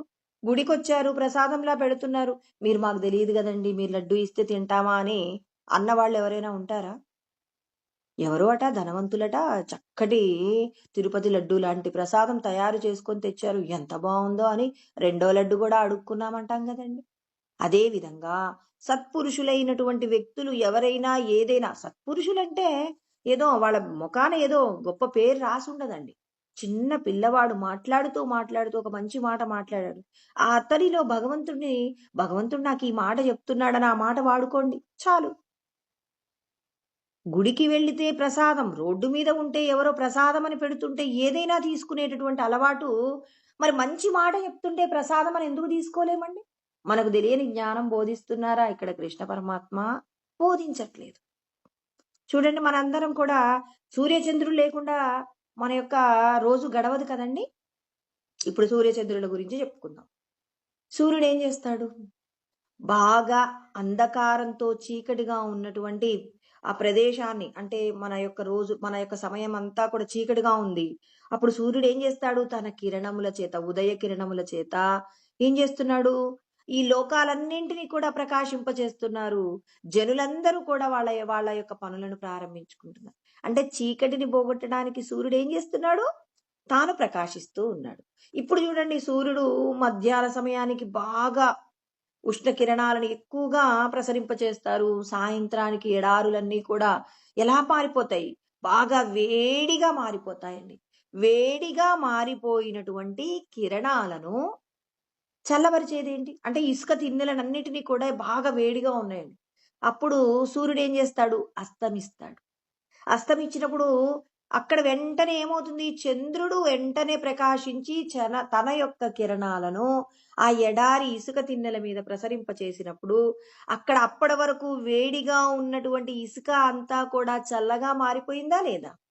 అంటే మనకి ఏం నేర్పిస్తున్నారు, మనం రోజు చూసే సూర్యుడే కదా, రోజు చూసే చంద్రుడే కదా అని చెప్పి మన సమయాన్ని విచారణ లేకుండా గడపడం మంచిది కాదు కదండి. విచారణ చెయ్యండి, వశిష్ఠుడు అదే చెప్తున్నారు. విచారణ లేకుండా ఎలా? మరి మనకున్న మూల స్తంభాలు మనసును నిగ్రహించాలి, రెండవది విచారణ చెయ్యాలి. జీవితం మొత్తంలో నలుగురినే గెలవాలి మనం. ఒకటి సంతోషం, తృప్తిగా ఉండాలి. ఎవరైనా చెంప మీద కొట్టితే మహాత్మా గాంధీ రెండో చెంప చూయించమన్నాడు, నొప్పి లేదా? కొడితే నొప్పి కలుగుతుంది. మనం ఏం చేస్తాం, మన యొక్క సహజ గుణం, ఒక చెంప మీద కొడితే మనకి కూడా చెయ్యుంది కదా అని అవతల వాళ్ళ రెండు చెంపలు కొట్టేస్తాం. మరి మహాత్మా గాంధీ ఏమన్నారు, ఒక చెంప మీద కొడితే రెండో చెంప చూపించండి. చూపించడంలో నీకేముండాలి, అక్కడ నీకు అక్కడ డెవలప్ అయినటువంటిది ఏంటి, ఓర్పు అనేది వచ్చిందా లేదా? ఎందుకు ఓర్పు వచ్చింది? అతడు నా చెంప మీద కొట్టాడంటే నా పాపం తీసేశాడు ఆయన. రెండో చెంప కూడా కొట్టు నాయనా, ఇంకా ఏదైనా పాపం ఉంటే పోతుందని చెప్పేసి వెనకాల శాస్త్రమే చెప్పారు. పైకి మాత్రం ఓర్పు అనే పదం చెప్పారు. కృష్ణ పరమాత్మ చెప్పిన మాట లేదక్కడ. మాత్రా స్పర్శాస్తు కౌంతేయ శీతోష్ణ సుఖ దుఃఖదాహ. మరి మీ అందరికీ కూడా మరి మీ యొక్క ఇంద్రియములను ఏం చేస్తారు మీరు? శబ్ద స్పర్శ రూప రస గంధాదులనేవి మీరు అనుభవిస్తున్నప్పుడు ఒకటి సుఖాన్నిస్తుంది, ఒకటి దుఃఖాన్నిస్తుంది. అప్పుడు ఏం చేస్తారు మీరు? ఆగమాపాయినో అనిత్య, ఇవన్నీ వస్తూ పోతూ ఉంటాయి. నేను సంతోషంగా ఉన్నానంటే నా పుణ్యం అనుభవంలోకి వచ్చింది, అంటే నా పుణ్యం అయిపోయింది. ఇప్పుడు నాకు కష్టం వచ్చిందంటే నా పాపం అనుభవంలోకి వచ్చింది. ఇప్పుడు వెంటనే మనల్ని ఎవరో సంతోష పెట్టారు, నేను ఏడుస్తున్నాను, ఎవరో కొట్టారు ఏడుస్తున్నాను. ఎవరో వచ్చి నాకు నచ్చిన మాట చెప్పారు, మీ అబ్బాయికి ఉద్యోగం వచ్చిందండి, మీ ఫోన్ ఏదో స్విచ్ ఆఫ్ ఉందట, నాకు వచ్చి చెప్పారు అన్నారు. ఇప్పుడు వెంటనే అప్పటి వరకు నన్ను ఎవరో బాధ పెట్టారని ఏడుస్తున్నటువంటి దుఃఖం అంతా, ఆ మాట విన్న వెంటనే ఆ దుఃఖం అంతా పోయిందా లేదా? అంటే పాపం అనుభవంలో ఉన్నప్పుడు దుఃఖపడ్డాం, ఎప్పుడైతే మన పుణ్యం అనుభవంలోకి రాగానే ఏం చేసాం? సంతోషపడ్డాం. ఇదేనండి మన జీవితం అంతా ఏమవుతుంది? ఆగమాపాయినో అనిత్యాహ, అనిత్యమైనవి, ఇవి వస్తుంటాయి పోతుంటాయి, రాకడా పోకడా కలిగినటువంటి విషయాలు. కాబట్టి ఇవన్నీ కూడా మీరు ఏం చేయాలి? తితీక్ష్వ, ఓర్చుకోండి. మహాత్మా గాంధీ ఏమన్నారు? ఓర్చుకోండి. అందుకేనండి ఆయన మహాత్ముడయ్యాడు. ఎందుకయ్యాడు? శాస్త్రాన్ని చెప్పలేదు, కానీ శాస్త్రంలో చెప్పబడిన విషయాలను తానేం చేశాడు? శాస్త్రాన్ని, సత్యాన్ని తెలుసుకోవాలనుకున్న వారికి శాస్త్రం ఖచ్చితంగా ఉపయోగపడుతుంది. ఆ శాస్త్రం నందు చెప్పబడిన విషయాలను సులభంగా మనందరికీ, లోకంలో ఉన్న వాళ్ళందరికీ చెప్పారు. అహింస మిమ్మల్ని రక్షిస్తుంది నాయన అంటే, మీరు చేసిన కర్మలలో ఉన్న భ్రష్టత్వాన్నంతా పోగొడుతుంది అని చెప్పాడు. మహాత్ముల మాటలు. అందుకే ఎవరు ఏ మంచి మాట చెప్పినా తీసుకోవాలి. పలానా వాళ్ళు మీకు మంచి మాట చెప్తారు. ఇప్పుడు కొంతమంది చెప్తారండి, నేను చెప్పిన మాటలు తప్ప వేరొకరి మాటలు వినకండి అంటే, నేను పెట్టిన ప్రసాదం తప్ప వేరొకరు పెట్టిన ప్రసాదం తినొద్దంటే ఎంతమంది తినకుండా ఉంటారండి? గుడికి వెళ్ళాం, అయ్యగారు అంటున్నారు నేను పెట్టిన ప్రసాదమే తినండి, ఇంకెవరు పెట్టినా తినకండి, ఏ అయ్యగారు పెట్టినా తినకండి అన్నారు. మనం ఏమంటాం? ఏంటండి అయ్యగారులు, దేవాలయంలో ఉన్నది ప్రతి పదార్థము ప్రసాదమే కదా, మీరు పెడితేనే ప్రసాదం అవుతుందా, వేరొకరు పెడితే ప్రసాదం కాదా అని చెప్పేసి మనం ఎదురు మాట్లాడతామా లేదా? అదే విధంగా ఒక గురువు గారు అంటున్నారు నేను చెప్పిందే ఇక శాస్త్రంలో చెప్పిందే ఫైనల్ అంటే అది ఎప్పటికీ సత్యం కాదండి. ఎందుకు సత్యం కాదు? ఎవరు ఏది ఇచ్చినా తీసుకోవాలి. తీసుకునే అలవాటు మనందరికీ కూడా ఉంది, లేదని ఎవరు చెప్పకండి. ఒకరు 200 రూపాయల చీర పంచిపెడుతున్నా తెచ్చుకుంటాం, ఒకరు 500 రూపాయల చీర పంచిపెడుతున్నా తెచ్చుకుంటాం. అయ్యో 500 చీర తెచ్చుకున్నాం కదా, 200 ఎవరు తీసుకుంటారంటారా? అంటే ఇక్కడ చూడండి, కొన్ని విషయాలకైతేనేమో ఎదురు తిరుగుతున్నాం, కొన్ని విషయాలకైతే మా గురువు గారు అన్నారండి ఎవ్వరి మాటలు వినొద్దట, మా గురువుగారు చెప్పిన మాట తప్ప వేరొకరిది వినకూడదంటే, మరి నువ్వు జీవితంలో ప్రతిదానికి అలాగే కట్టుబడి ఉండు. నువ్వు వండుకున్నదే తిను, వేరొకరు పెట్టింది తినకు, వేరొకరు ఇచ్చిన వస్తువు తీసుకోకు. మరప్పుడు నువ్వు నిజంగా అలా ఉండొచ్చు. అలా ఉండడం వల్ల నువ్వు జీవితంలో సంతోషంగా ఉంటావా? ఎప్పటికీ ఉండలేనండి. అన్ని పదార్థాలు భగవంతుడి యొక్క సృష్టిలోవే కాబట్టి అన్నింటినీ అనుభవిస్తాం. అనుభవించేటప్పుడు భగవంతుడు చెప్పిన మితమనే పదార్థాన్ని వాడుకుంటాం. కాబట్టి ఈశ్వర ప్రసాదం అన్నప్పుడు ఎక్కడైనా మనం ఏదైనా వద్దంటాం, కానీ గుడికెళ్ళిన తర్వాత ప్రసాదం పెడితే ఉపవాసం ఉన్నవారు కూడా ప్రసాదం తినాలి అని చెప్పేసి చెప్పేటటువంటి మరి వేదం అండి మంది. గుడికెళ్ళిన తర్వాత నీ ఉపవాస వ్రతము కూడా అక్కడ పెట్టినటువంటి ప్రసాదము చేత దివ్యత్వాన్ని పొందుతుందే తప్ప నీ వ్రతం యొక్క దీక్షను పోగొట్టదని చెప్పేటటువంటిది. అందుకే ప్రతిదీ కూడా లోకంలో ప్రసాదంగా స్వీకరించుకునేటటువంటి ప్రయత్నం చెయ్యాలి. గురు ప్రసాదం అంటాం, గురువు పెట్టినటువంటి జ్ఞానబోధ గురు భిక్షే కదండి, అది ప్రసాదం అవుతుందా కాదా? కాబట్టి ఎవరు ఏ మాట చెప్పినా తీసుకొని మంచిని ఆస్వాదిస్తూ చెడును విడిచిపెట్టే ప్రయత్నం చేయవలసి ఉంటుంది. కాబట్టి ఇక్కడ కృష్ణ పరమాత్మ ఏమంటున్నారు? మీరందరూ కూడా ఏం చేస్తారు? సర్వానింద్రియ కర్మాని ప్రాణకర్మాని చాపరి. అంటే మనస్సును నిగ్రహించడానికి కొంత ప్రాణాయామం చెయ్యండి. ప్రాణాయామం చేస్తున్నప్పుడు ఏమవుతుంది అంటే మనస్సు పరిగెత్తే మనసుకు నిలకడ అలవాటవుతుంది. అందుకోసమే కృష్ణ పరమాత్మను కూడా రోలుకు బంధించినటువంటి సంఘటన మనమందరం గుర్తు చేసుకుంటూ మనం కూడా ఏం చెయ్యాలి?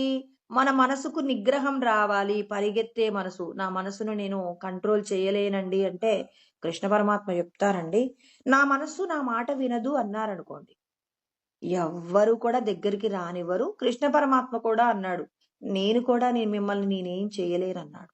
చెప్పాడండి పరమాత్మ. స్వామి, నా మనస్సును నేను నిగ్రహించుకోలేనండి, నన్నేం చేయమంటారంటే నేను ఉపాయాలు చెప్పలేనన్నాడు. అన్నాడండి. అన్న మాట లేదనుకుంటున్నారా? 6వ అధ్యాయంలో కృష్ణ పరమాత్మ 36వ శ్లోకంలో చెప్తారు. ఏమంటారంటే ఆయన చెప్తారు, వశ్యాత్మనాతు యతతా శక్యో వాప్తుముపాయత. కృష్ణ పరమాత్మ అంటారు, నా మనసు సరే 100కి 99 మాటలు వినదు కానండి, ఒక్క మాటకైనా వింటుందంటే సరే, అలాంటి వాళ్ళకైతే నేను మంచి సలహా ఇస్తాను అంటాడు. అసంయతాత్మన యోగో దుష్ప్రాప ఇతి మే మతి. నా మనస్సు అండి 100కి 100 పాళ్ళు నేనేం చెప్పినా నా మాట విందు. నేను ఒకటి చెప్తే ఇంకొకటి చేస్తుంది. ఇప్పుడు ఒక భర్త వచ్చి భార్య గురించి మాట్లాడుతున్నారు, నా భార్య ఈ పని చేయమంటే వ్యతిరేకమైనటువంటి విధంగా పని చేస్తుందండి, మరి ఇలాంటి భార్యను ఎలా కంట్రోల్ పెట్టాలి అంటే అప్పుడు ఏం చేస్తారండి? ఏం లేదు నాయన, ఆమె ఏం చెప్తే అది చేయమని చెప్తారు. అంతకుమించి నేను చెప్పిన మాట వినేలాగా చెయ్యలేరా స్వామి అంటే లేదు లేదు. అలా చెయ్యాలంటే నువ్వు కొద్ది రోజులు ఏం చేయాలి? ఆమె ఏ పని చెప్పినా చేసే ప్రయత్నం చెయ్యి. గంగలో దూకు అంటే దూకు, ఇదే తిను అంటే అదే తిను, అంతేకాని అది బాగుండదు, అది మంచిది కాదు అని చెప్పి నువ్వు చెప్పబాకు. ఆమె ఏం చెప్తే అది చెయ్యమని చెప్తారు. అదే విధంగా కృష్ణ పరమాత్మ అంటున్నారు, యోగములోకి రావాలి అంటే ఎవరి మనస్సైనా నిగ్రహించుకోగలిగిన శక్తిని ఎంతో కొంత అల్పస్థాయిలోనైనా అది నీ మాట వినగలిగినప్పుడు మాత్రమే నేను యోగమును పొందడానికి ఉపాయాలు చెప్తానంటారండి. అంటే యోగం అంటే ఏంటి? జీవ బ్రహ్మ ఐక్యమును పొందాలనటం యోగం అండి. మరి ఇలాంటి యోగం పొందాలి అంటే నువ్వేం చేయాలి? ఖచ్చితంగా నీ మనస్సు నీ మాట వినగలిగిన స్థితికి నువ్వు తెచ్చుకోలేనండి. తెచ్చుకోలేనంటే ఎందుకు చెప్పలేదండి కృష్ణ పరమాత్మ? ఇన్ని ఉపాయాలు చెప్పారు. నెమ్మదిగా ఏం చేస్తారు మీరందరూ కూడా? ఏదో ఒక నామం, కలియుగంలో ఏం చెప్తారు అందరూ కూడా? కలియుగం అంటే నామం గురించి ఎందుకు చెప్తారంటే, కలియుగంలో ధర్మము ఒక్క పాదం మీదనే ఉంటుందండి. అంటే మన మనసు మంచి పనులు చేయడానికి 25% సమయం కేటాయిస్తే 75% ఏం చేస్తుంది? అవతలి వాళ్ళని నష్టపరిచే ప్రయత్నం చేస్తుందండి. అంటే మన మనసు అంటే సహజంగా ఎలా ఉంటుంది మన మనసు యొక్క ప్రవృత్తి అంటే, అంటే భగవంతుడు కలియుగం యొక్క ప్రత్యేకత గురించి చెప్తారు. అందుకే కలియుగము ఏం చెప్తుంది? ధర్మం ఒక్క పాదమే ఉంటుందంటే మన మనసు కూడా 25% నిగ్రహంతో ఉంటుంది. ఈ 75% నిగ్రహ శక్తి కోల్పోయి ఉంటుంది. మరి నిగ్రహ శక్తి కోల్పోయిన అంటే కనీసం కలియుగంలోనండి ఒక పావలా వంతైనా ధర్మం చేయగలిగిన బుద్ధి మనకు ఉండాలి. ఒక పావలా వంతైనా అవతలి వాడు చేసేటటువంటి మంచిని స్వీకరించగలగాలి. అవతలి వాళ్ళు చెప్పేటటువంటి మాటను మనం గౌరవించగలిగిన అలవాటు ఉంటే పరమాత్మ మీకు నేనేదైనా ఇస్తానంటున్నాడు. అంతేగాని ఏదైనా అవతలి వాళ్ళు చేసేదంతా చెడ్డది, నేను చేసేదే గొప్పది అనేటటువంటి మనస్తత్వం ఉన్నంత కాలము మీరు యోగమును పొందడానికి కావలసిన అర్హతను పొందలేరు అన్నారు. ఒక్క మాటలో ఎన్నో చెప్తారండి. భగవద్గీతలో ఎవరు 84 లక్షల ఉపాధులలో మనిషిగా పుట్టిన ప్రతి ఒక్కరూ సుమారు 800 కోట్ల మంది జనాభా ఉంటే 800 కోట్ల మందికి కూడా 800 కోట్ల సలహాలు ఇవ్వగలిగినటువంటి కెపాసిటీ ఎక్కడుంది? భగవద్గీతలో ఉంది. మరి నేను చెప్పిందే ఫైనల్ ఎలా అవుతుందండి? మంచి ప్రతి ఒక్కరికి భగవంతుడు ఒక్కొక్కరిలో ఒక్కొక్క విధంగా, అంటే ఒక సమస్యకు ఒకరు ఒకలాగా సలహా ఇవ్వగలుగుతారు, ఇంకొకరు ఇంకొక సలహా ఇవ్వగలుగుతారు. అసలు ముందు మన మనసు గొప్పతనం ఏంటో తెలియాలండి. ఏమంటారు? నేను చాలాసార్లు చెప్పాను ఈ మాట. మన మనస్సులో ఒక సమస్య వచ్చిందనుకోండి, అంటే ఒక ప్రశ్న అడిగిందనుకోండి, 36,000 విధాలుగా ప్రశ్నించగలుగుతుంది. అంటే ఒక విషయం గురించి తను తెలుసుకోవాలనుకుంది, దానికి 36,000 విధాలుగా ప్రశ్నలు అడగగలిగిన కెపాసిటీ మన మనసుకుంది. చూడండి మన మనసుకు ఎలా సమాధానం చెప్తారు. ఇప్పుడు ఒక్కరు చెప్పిన సలహాని మనం విన్నామనుకోండి, ఆ సలహా ఏమవుతుంది? ఒక ప్రశ్నకే సమాధానం చెప్తుంది. ఇంకొక వ్యక్తి ఇంకొకలాగా సలహా ఇస్తారు. మరి అలాంటి గ్రంథాన్ని మనం ఏం చేయాలి? అంటే మన మనస్సును నిగ్రహించాలి అంటే మనం ఏం చేయాలి? ఇతరులకు హాని కలిగించని మంచిని ఎవరు చెప్పినా తీసుకోవాలి. చూడండి, మంచి అంటే ఎవరు చెప్పినా వినమంటే కొంతమంది అంటే ఎలా ఉంటారంటే, ఇప్పుడు దుర్మార్గుడొచ్చి నువ్వు అవతల వాళ్ళకి విషం పెట్టు అంటే పెట్టేస్తారు. ఏందంటే ఎవరు ఏం చెప్పినా వినాలి అన్నారని చెప్పేసి అలా కాదండి. ఇతరులకు హాని కలిగించని మాట ఎవరు చెప్పినా తీసుకోవాలి. మళ్ళీ ఇక్కడ బాగా అర్థం చేసుకోవాలి. ఎవరేం చెప్పినా వినమన్నారు అని చెప్పి కొంతమంది ఏం చేస్తారంటే, ఉదాహరణకండి ఓ నలుగురు పిల్లలు ఉన్నారండి. నలుగురు పిల్లల్లో 4 మనస్తత్వాలున్న పిల్లలు ఉంటారు. ఒకరు దుర్మార్గంగా ఉంటారు. వాళ్ళొచ్చి వాళ్ళ అమ్మా నాన్నకు చెప్తారు. అమ్మా, మిగిలిన ముగ్గురు కూడా మంచివాళ్ళు కాదమ్మా, వాళ్ళకి నువ్వు ఏదైనా ఇవ్వాలనుకుంటే ఇవ్వకు అంటే, మా అమ్మాయి మాటలు వినేసి ఆ ముగ్గురు పిల్లల్ని బాధ పెట్టేలాగా ప్రవర్తించారనుకోండి ఆ తల్లిదండ్రులు, మిగిలిన ముగ్గురు పిల్లలకు వీళ్ళు దూరం అవుతారా లేదా? ఇప్పుడు ఏం చేయాలి? నలుగురు పిల్లలు చెప్పేటటువంటి మాటలలో ఇతరులకు హాని కలిగించని మాట ఏదుందో ఆ మాటను తీసుకోవాలే తప్ప, అయ్యో నలుగురు పిల్లలు నా వాళ్లే, నేను కన్న పిల్లలే కదా అని చెప్పి నలుగురు ఏం చెప్పినా చేస్తే నలుగురిలో కూడా వీళ్ళు చులకనవుతారండి. అవునా కాదా? ఇతరులకు హాని కలిగించని మాట ఎవరు చెప్పినా తీసుకోవాలి. లోకంలో మనకు ఎవరైనా ఏదైనా మాట చెప్తే ఎలా తీసుకోవాలి? అవతలి వ్యక్తికి నష్టం కలగకుండా అవతలి వారికి శ్రేయస్సు కలిగించే పని, ఆ మాట ఎవరు ఏది చెప్పినా తీసుకునే ప్రయత్నం చేయాలి. ఇదే జ్ఞానం అంటే. అంతే కదండి. భగవంతుడు ఏమంటున్నారు? మంచిని తీసుకోమంటున్నారు. మంచిని కాకుండా ఎవరు ఏం చెప్పినా వినమంటే మరి మన లోకమంతా కూడా త్రిగుణాల మాయలోనే కదండి ఉంది. త్రిగుణాల మాయలో ఒక వ్యక్తి అవతల వాడిని దోచుకుందామంటాడు. ఇంకొక వ్యక్తి రజోగుణంలో ఉన్న వ్యక్తి నీ భార్య బిడ్డలే గొప్ప అంటారు. సత్వగుణంలో ఉన్న వ్యక్తి నీ కుటుంబాన్ని చూసుకుంటూ నలుగురికి మంచి చేయమంటారు. ఇది కూడా దాటాలి. మనం ఏం చేయాలి? తిరిగి విశుద్ధ సత్వగుణంలోకి వెళ్ళాలి. నా నా యొక్క క్షేమాన్ని పరమాత్మ చూసుకుంటారు. లోక క్షేమమే నాది అనగలిగినటువంటి విశుద్ధ సత్వంలోకి వెళ్ళినప్పుడు ఇక్కడ మనం సత్వగుణాన్ని కూడా దాటి వెళ్ళిపోయాం. అందుకే తెలిసిన మాటే అయినా మళ్ళొకసారి చెప్పుకుందాం. తమో గుణం అంటే మరి ఒక రంధ్రములు లేనటువంటి బుట్ట కింద దీపం పెడితే మరి దీపం ఎక్కడుందో గుర్తించగలుగుతామా? ఒక చీకటిగా ఉన్న గదిలో దీపం పెట్టేసి దాని మీద ఒక ప్లాస్టిక్ డబ్బా బోర్లిచ్చాం. ఇప్పుడు మీరు ఆ చీకటి గదిలో దీపం ఎక్కడుందో చెప్పండి అంటే చెప్పగలుగుతారా? అసలు ఆ గదిలో వెలుగుందంటే చెప్పగలుగుతారా? లేదంటాం. తర్వాత ఇంకొక మాట. గంప గురించి మనందరికీ తెలుసు కదండీ! చిన్న చిన్న రంధ్రాలుంటాయి. ఇప్పుడు అంటే చీకటిగా ఉన్న గదిలో ప్లాస్టిక్ బుట్ట బోర్లిస్తే అది తమో గుణం అండి. చీకటిగా ఉంటుంది. అక్కడ దీపం ఉన్నా లేనట్టుగానే తెలుస్తుంది. మరి ఇలాంటి వాళ్ళు ఎలా ఉంటారు? ఇతరులకు హాని చేసే ప్రవృత్తి ఉంటారు. ఇలాంటి వాళ్ళతో స్నేహం చేస్తే మనం కూడా మనకున్న మంచితనాన్ని పోగొట్టుకుంటాం. ఇప్పుడు రజోగుణం అంటే ఆ గంప బోర్లించినప్పుడు మనం చీకటి గదిలోకి వెళ్తే కొద్దిగా వెలుగు ప్రసరిస్తుంది. ఎందుకంటే దీపము ఫలానా చోట ఉంది. దాని మీద గంప బోర్లించబడిందని తెలిసినప్పుడు ఇప్పుడు మనం ఏం చేస్తాం? ఈ గదిలో కాస్త వెలుతురుంటుంది. కానీ పూర్ణంగా వెలుగుంటుందా? ఉండదు. ఇది రజోగుణం. భార్యాబిడ్డల రక్షణే కానీ వేరొకరికి హాని చెయ్యాలన్నా చేసేస్తారు. భార్యాబిడ్డల యొక్క క్షేమం కోసం వేరొకరికి నష్టపరిచే ప్రయత్నం చేస్తారు. ఇది రజోగుణం. ఇలాంటి వ్యక్తులు చాలా మంది ఉంటారు గదా! ఎప్పుడు కుటుంబ క్షేమం తప్ప లోకక్షేమాన్ని తెలియకుండా ఎప్పుడో చెయ్యబుద్దయితే ఎప్పుడో కొంచెం దానం చేస్తారు. మిగిలిపోయిన ఆహారం ఉంటే పెడతారు. ఏదో వాళ్ళ పిల్ల పుట్టినరోజంటే సరే కొంతమందికి అన్నం పెడదాం అనుకుంటారు. అది కూడా నలుగురికి తెలిసేటట్టుగా మేము పలానా రోజున మా అమ్మాయి పుట్టినరోజుకండి ఇంతమందికి భోజనం పెట్టామని ఏం చేస్తారు?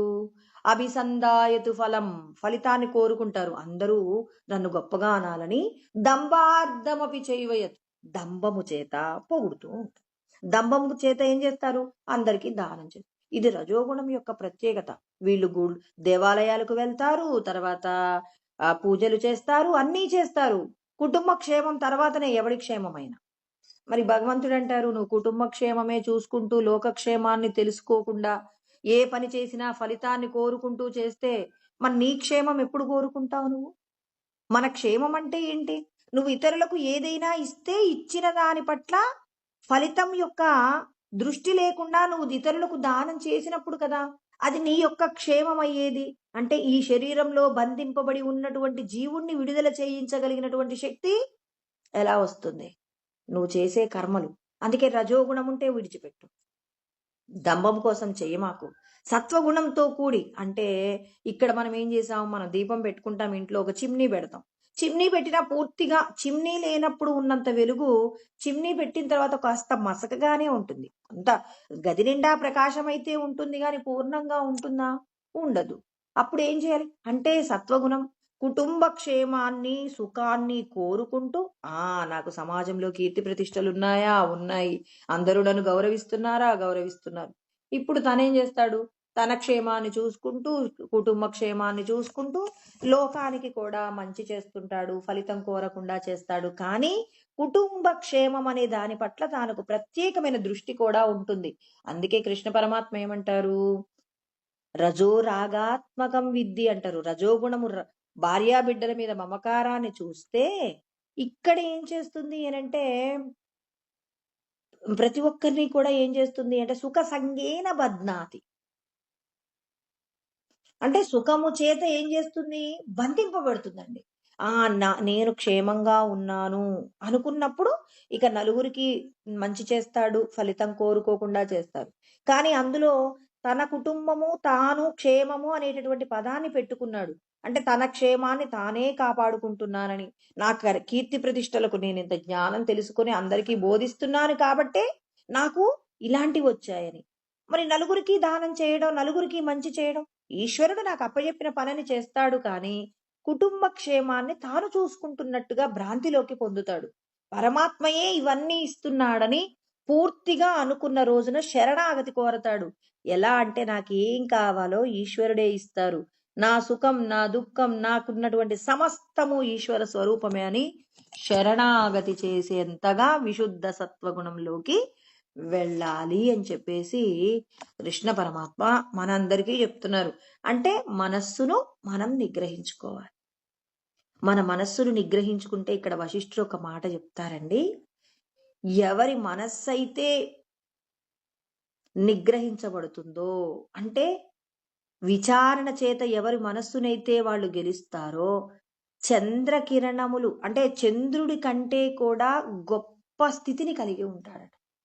చూడండి, ఇప్పుడు చంద్రుని మనం లోకాలన్నీ కూడా బాగా వేడిగా సూర్యుడు అస్తమించిన వెంటనే మరి వేడిగా ఉన్నటువంటి వాతావరణాన్నంతా కూడా చల్లగా మార్చి ప్రాణులందరికీ కూడా స్వస్థతను ప్రశాంతతను చల్లదనాన్ని సుఖాన్ని శాంతిని ప్రసాదిస్తారంటే చంద్రుడి యొక్క బింబము కంటే కూడా ఎవరి మనస్సైతే శమమనేటటువంటి గుణము చేత నిగ్రహించబడి ఉందో అలా నిగ్రహించబడి ఉన్నటువంటి వారు చంద్రుడు కంటే కూడా గొప్పగా ప్రకాశిస్తారు. ఎందుకండి ఈ పదం వాడారు? అలా వాడొచ్చునా? ఇంతమందికి వెలుగును పంచేటటువంటి ఇంతమందికి శాంతి వెలుగును సూర్యుడు పంచితే సూర్యుడి కంటే కూడా గొప్ప శక్తి అట, చంద్రుడి కంటే కూడా గొప్ప శక్తి అట. అలాంటి మాట వశిష్ఠుడు ఎలా మాట్లాడతారు? మరి కృష్ణ పరమాత్మ ఏమైనా ఈ మాట గురించి ఎక్కడైనా శ్లోకాలలో చెప్పారా? చెప్పారండి. ఎక్కడ చెప్పారు? ఆయన ఏం చెప్పారండి? న తద్భాసయతే సూర్యో న శశాంకో న పావకః యద్గత్వా న నివర్తంతే తద్ధామ పరమం మమ అన్నాడండి. కృష్ణ పరమాత్మ ఏమన్నాడు? న తద్భాసయతే సూర్యుడు నన్ను ప్రకాశింపచేయలేడు. అంటే సూర్యుడికి ప్రకాశం ఎవరి దగ్గర నుంచి వస్తుంది? ఈశ్వరుడు నుంచి మరి ప్రకాశం అందుతుంది కదండి. అదే మాట ఇంకా ఇది ఎక్కడ చెప్పారు? న తద్భాసయతే సూర్యో అంటే 15వ అధ్యాయంలో 6వ శ్లోకంలో చెప్పారు. తర్వాత ఇక్కడ అదే అధ్యాయంలో మళ్ళీ చెప్తాడనమాట. ఏమంటాడు? యదాదిత్యగతం తేజో జగద్భాసయతే కిలం. లోకాలన్నింటినీ ప్రకాశింపచేసేటటువంటి సూర్యుడు మరి ఎవరి చేత ప్రకాశిస్తున్నాడు అనంటే యదాదిత్యగతం తేజో. మరి సూర్యుడిలో ఉన్నటువంటి మహత్తైనటువంటి శక్తి ఎవరి ద్వారా అందుతుంది? నా ద్వారా అందుతుంది. యచ్చంద్రమసి, చంద్రుడి కంటే, అంటే చంద్రుడు అంతటి చల్లగా, అంటే లోకాలను చల్లగా చేయగలిగినటువంటి శక్తి చంద్రుడికి ఎక్కడి నుంచి వస్తుంది? చంద్రుడికి శక్తి వస్తుంది అనంటే అది ఈశ్వరుడి యొక్క శక్తి. ఎవరిలో అయితే శమం అనేటటువంటి గుణం ఉంటుందో ఆ గుణము ఉన్నటువంటి వాళ్ళు సూర్యుడి కంటే చంద్రుడి కంటే గొప్పగా ప్రకాశిస్తున్నారంటే ఎలా ప్రకాశిస్తున్నారు వాళ్ళందరూ కూడా? ఈశ్వరుడి యొక్క శక్తి చేత. అంటే వాళ్ళే ఆత్మస్వరూపంగా మారిపోయారండి. ఆత్మస్వరూపంగా మారిపోయి ఉన్నటువంటి వారు ఎవరైతే ఉంటారో వాళ్ళు సూర్యుడి కంటే చంద్రుడి కంటే ఈ లోకంలో ఉన్నటువంటి గొప్పది ఇది అనేటటువంటి దానన్నింటికంటే కూడా గొప్ప స్థితిని పంచి ఇవ్వగలరట. అలాంటి స్థితి మనకొచ్చిందా? ఈ విషయాన్ని కృష్ణ పరమాత్మ మీరందరూ కూడా అర్థం చేసుకోండి, తెలుసుకోండి. అంటే మనము శమము అనేటటువంటి ఒక్క గుణాన్ని గనక సాధిస్తే సూర్యుడి కంటే చంద్రుడి కంటే కూడా గొప్ప స్థితికి వెళ్తామట. మనమే సూర్యులను ప్రకాశింప చేయగలుగుతామట. న తత్ర సూర్యో భాతి న చంద్ర తారకం నేమా విద్యుతో బాంతం కుతోయమగ్ని తమేవ బాంతం అనుభాతి సర్వమని ఉపనిషత్తుల యందు చెప్పబడిన మాట అన్నమాట. అంటే సూర్యుడు నన్ను ప్రకాశింప చేయలేరు, చంద్రుడు ప్రకాశింప చేయలేరు, అగ్ని ప్రకాశింప చేయలేదు, ఇక మెరుపులు నన్ను ప్రకాశింప చేయలేవు అని చెప్పేసి అంటున్నారు. మరి విద్యుత్తు ప్రకాశింప చేయలేదు, నేను ప్రకాశిస్తే ఇవన్నీ ప్రకాశిస్తాయి. అంటే శమం అనే గుణం సంపాదించుకోండి చాలంటున్నారు కృష్ణ పరమాత్మ. అంటే మనం సాధించవలసిన గుణం, మరి మనం కూడా భగవంతుల్లా ప్రకాశించాలంటే శ్లోకాలు వస్తే సరిపోతుందా? శ్లోకముల యందు చెప్పబడినటువంటి జ్ఞానాన్ని విజ్ఞానంగా మలుచుకోవాలి. అందుకే ఇక్కడ ఆయన ఏమన్నారు? ఆత్మ సంయమ యోగాగ్నౌ జుహ్వతి జ్ఞాన దీపితే అన్నారు.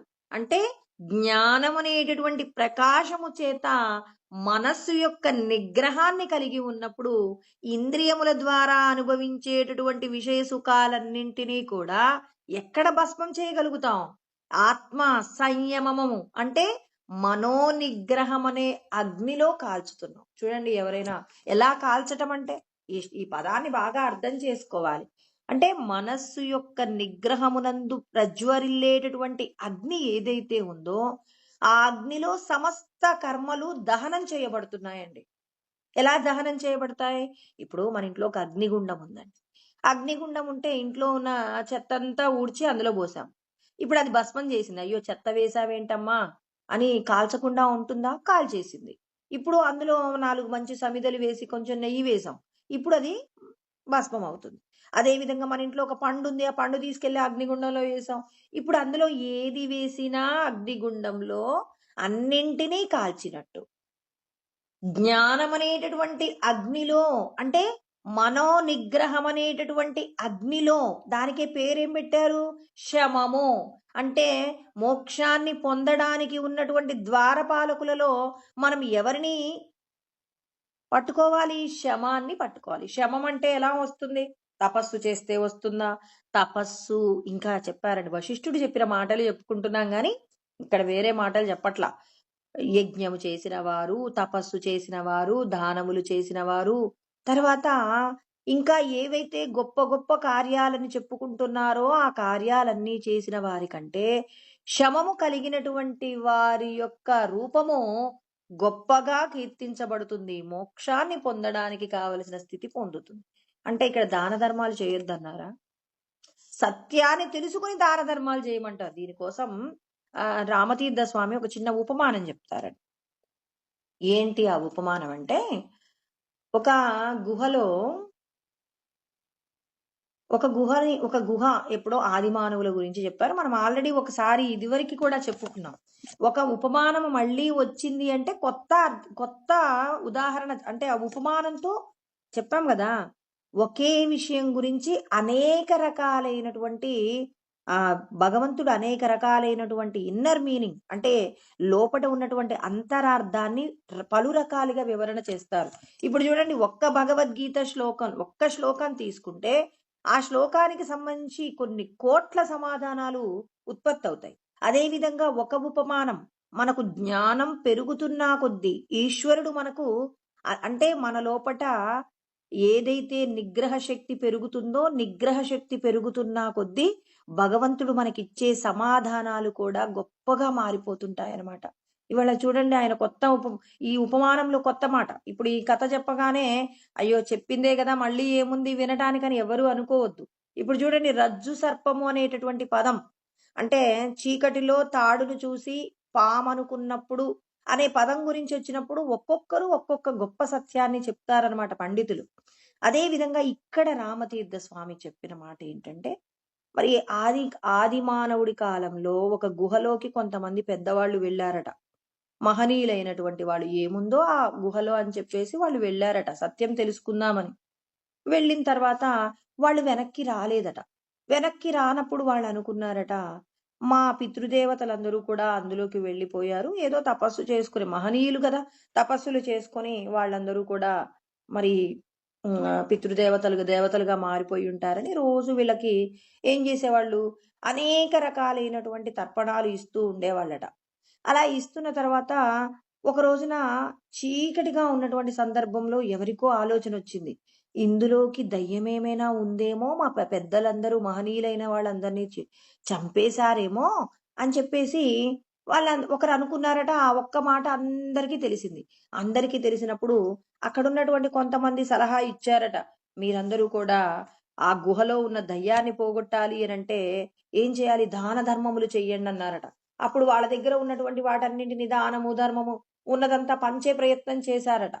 తర్వాత యజ్ఞములు చెయ్యండని చెప్పారట. వాళ్ళకి తెలిసినటువంటి ఏదో అందులో కొంతమంది తెలివైన వాళ్ళు చెప్పేటటువంటి యజ్ఞములు చేశారట. కొంతమంది మీరందరూ కూడా మౌనవ్రతాన్ని పాటించాలి అని చెప్పారట. మౌనవ్రతాన్ని చేశారట. అంటే వాళ్ళేం చేశారు? కొంతమందొచ్చి ఉపవాసాలు చెయ్యండి, వ్రతాలు చెయ్యండి అని చెప్పారట. ఇప్పుడు ఉపవాసాలు చేశారు, వ్రతాలు చేశారు, అన్నీ చేశారు. ఇన్ని చేసినా కానీ ఇప్పుడు అందులో చీకటి మాత్రం పోలేదు. అందులోకి వెళ్ళేటటువంటి వాళ్ళు కొంతమంది ధైర్యవంతులు వెళ్తున్నారు, తిరిగి వెనక్కి రావట్లేదు. అంటే ఏదో పెద్ద పిశాచముంది. ఈ పిశాచాన్ని మేమెన్ని వ్రతాలు చేసినా మేమేమి సంహరించలేకపోతున్నామని చెప్పేసి అనుకున్నప్పుడు కొత్త వ్యక్తి వచ్చి చెప్పాడట. మీరందరూ కూడా ఇలా అనుకుంటున్నారు. మీ దగ్గరున్నటువంటి ఏదైతే ఆ ఎండిపోయిన కట్టెలు, తర్వాత అక్కడ ఉన్నటువంటి చెత్త, ఆకులు, అలములన్నీ నేనేం చేస్తాను? ఒక చెక్కుముక్కి రాయి ద్వారా నిప్పును సృష్టి చేస్తాను. ఆ రాయి ద్వారా వచ్చినటువంటి మంట ఏదైతే ఉందో, దాని ద్వారా ఇక్కడున్నటువంటి ఏదైతే మరి చీకటిలో ఉన్నటువంటి పిశాచం ఏదైతే ఉందో, ఆ పిశాచాన్ని నేనేం చేస్తాను? తరిమి కొట్టేస్తానంటే, అక్కడున్న వాళ్ళెవరూ కూడా నమ్మలేదట. మేమిన్ని వ్రతాలు చేశాం, ఇన్ని యజ్ఞాలు చేశాం, ఇన్ని యాగాలు చేశాం, ఇన్ని తపస్సులు చేశాం. మేం చేస్తే పోదు, నువ్వు చెప్పిన దాన్ని బట్టి చేస్తే పోతుందా అంటే, పోతుందన్నారట. అందరూ వెనక్కి వెళ్ళిపోయారట. కొంతమంది మూఢ విశ్వాసాలు లేని వారు, ఒకరి మీద అసూయ లేని వాళ్ళు, మరి వాళ్ళేం చేశారు? మీరు చెప్పిన మాట వింటామండి, వాళ్ళు వెళ్ళిపోతే వెళ్ళిపోయారు, మీరు చెప్పండి మేమేం చేస్తాము అని చెప్పేసి ఆ చీకటి గుహలోకి తీసుకొచ్చి అక్కడ పుల్లలు అవన్నీ కూడా తీసుకొచ్చేసి ఆ చెకుముకు రాయి ద్వారా వెలుగుని ప్రసాదించారట. అలా ప్రసాదించగానే ఏమైంది? అక్కడ ఉన్నటువంటి ఆ వాతావరణంలో ఉన్నటువంటి ఏదైతే మరి చీకటిగా ఉన్నప్పుడు, ఇప్పుడు అందులోకి లోపలికి వెళ్ళారండి ఒక గుహలోకి. అక్కడ ఏదైనా ఒక మడుగు ఉండొచ్చు, లేకపోతే అంటే నీటి గుంటలు, లేకపోతే ఏదో ఒకటి వాళ్ళు ఆ చీకట్లో వెళ్తున్నారు, ఎటు వెళ్తున్నామని తెలియకుండా మరి ఆ అగాధంలో పడిపోయి వాళ్ళందరూ కూడా చనిపోయి ఉండవచ్చు. కానీ వీళ్ళేం చేస్తున్నారు? అజ్ఞానం చేత, అయ్యో ఏదో రాక్షసి పిశాచం తినేస్తుంది అని చెప్పేసి భయపడుతూ వాళ్ళందరూ కూడా అనునిత్యం భయభ్రాంతులతో జీవిస్తున్నారు అనే విషయాన్ని తెలుసుకొని ఇప్పుడు వాళ్ళు ఏం చేశారు? ఎప్పుడైతే ఆ చీకటి గుహలోకి వెలుగు తీసుకెళ్లారో, అక్కడ ఉన్నదంతా కూడా ఏమీ లేదు. ఒక గుహ ఉంది, వేరొక ఊరు వెళ్ళడానికి కావలసిన మార్గమే ఉంది తప్ప, మరి ఇక్కడ అంటే మనం ఎన్నో మైళ్ళు ప్రయాణం చేస్తే చేరుకునేటటువంటి ఊరికి ఇక్కడ చిన్న ఈ గుహలో నుంచి వెళ్ళిపోతే తొందరగా లోపలికి వెళ్ళిపోవచ్చు, దానికోసం ఏర్పాటు చేయబడిందే అని చెప్పి ఆ గుహలోకి వెళ్ళిన వాళ్ళు చెప్పారంట. అటు వెళ్ళి మళ్ళీ అట్టించిగా వెనక్కి వచ్చి మేము ఇలా వెళ్ళి ఇలా వచ్చి ఆ ఊర్లో ఉన్నవన్నీ చూసామంటే అందరూ నమ్మారట. మరి రామతీర్థ స్వామి ఈ కథ ఎందుకు చెప్పారు? ఏంటి అసలు ఇందులో చెప్పబడినటువంటి ఆ పరమాత్మ యొక్క సందేశం ఏంటి అంటే, మనం కూడా సత్యం తెలుసుకోకుండా మరణం అనేటటువంటి దయ్యాన్ని, అంటే మనందరం భయపడేది మృత్యువుకే కదండి. మృత్యు అనేటటువంటి పిశాచానికి మందు వేయలేకపోతున్నాం. అంతే కదండి. చీకటి గుహలో ఉన్నటువంటి రాక్షసిని పట్టుకోవడం కోసం అని చెప్పి వీళ్ళు ఇక్కడ ఏం చేశారు, వివరణ చేశారు మనందరికి. మనమందరం ఏం చేస్తున్నాం, ఈ దేహ సంబంధమైన కోరికలు తీర్చుకోవడం కోసం, ఈ దేహానికి పూర్వజన్మల్లో మనం చేసిన ప్రారంధాన్ని బట్టి వచ్చేటటువంటి దేహ సంబంధమైన ఏవైతే వ్యాధులు, తర్వాత అనారోగ్యాలు, ఆర్థిక ఇబ్బందులు, తర్వాత వివిధ రకాలైనటువంటి విషయాలు ఎన్నెన్నో ఉన్నాయండి. మరి ఇన్ని విషయాలను కూడా మనం ఏం చేస్తున్నామంటే, మనం అందరం కూడా యజ్ఞయాగాదులు చేస్తూ ఉన్నాం. ఎందుకు యజ్ఞం చేస్తున్నావు, ఎందుకు దానం చేస్తున్నావు, ఎందుకు దేవతాది అర్చన చేస్తున్నావు, అర్చనలు ఎందుకు చేయాలి, ఎందుకు పూజలు చెయ్యాలి, ఎందుకు ఇన్ని రకాల తపస్సులు చెయ్యాలి, ధ్యానములు చెయ్యాలి, ఇవన్నీ ఎందుకు? ఎన్ని చేసినా సత్యం తెలుసుకోకపోతే నువ్వు మృత్యువు నుండి బయటపడగలుగుతున్నావా? నువ్వు ఇంకొక శరీరాన్ని పొందకుండా నిన్ను నువ్వు రక్షించుకోగలుగుతున్నావా? యజ్ఞయాగాదులు చేస్తున్నామండి అందరూ అంటారు. ఎందుకండి ఆత్మజ్ఞానం ఎందుకు, సత్పురుషుల యొక్క సాంగత్యం ఎందుకు, వాళ్ళని చేరుకోకపోతే మేము చేసే కర్మలలో దోషం ఏముందండి? మేము రోజు లేచినప్పటి నుంచి యజ్ఞాలు చేస్తున్నాం, యాగాలు చేస్తున్నాం, ఎంతో మంది దేవతలకు అర్చనలు చేస్తున్నాం, ఎన్నో భూరి దానాలు చేస్తున్నాం, ఇంతకంటే గొప్పగా మాకు తెలియాల్సింది ఈ లోకంలో ఏముంది అని చెప్పి పెద్దలైన వాళ్ళు అంటున్నారండి. మరి వాళ్ళందరికీ సమాధానం ఇక్కడ వీళ్ళు చూడండి, ఆ పిశాచాన్ని అయితే పోగొట్టారా? మరి మీకు మృత్యు వస్తే ఇన్ని యజ్ఞాలు చేశారు, ఇన్ని యాగాలు చేశారు, మీకు మృత్యు భయం లేదా? ఒక్కటే అడగాలి అందరినీ కూడా. ఎందుకండి మాకు సద్గురువు సాంగత్యం అంటే? మీకు మరణం అనేది వచ్చినప్పుడు భయం లేకుండా వెళ్ళిపోతున్నారా? ఎక్కడికి వెళ్తున్నారు అనే దాని పట్ల ఒక క్లారిటీ ఉందా? కృష్ణ పరమాత్మ తన బోధను ప్రారంభించిన వెంటనే చెప్పారు, ఇడిచినటువంటి బట్టలు ఎలా అంటే మాసిపోయిన బట్టలు విడిచిపెట్టడం ఎలా మీకు ఎంతటి సులభమో, అదే విధంగా ఈ దేహాన్ని విడిచిన తర్వాత ఇంకొక శరీరము ఖచ్చితంగా తొడుక్కుంటారు.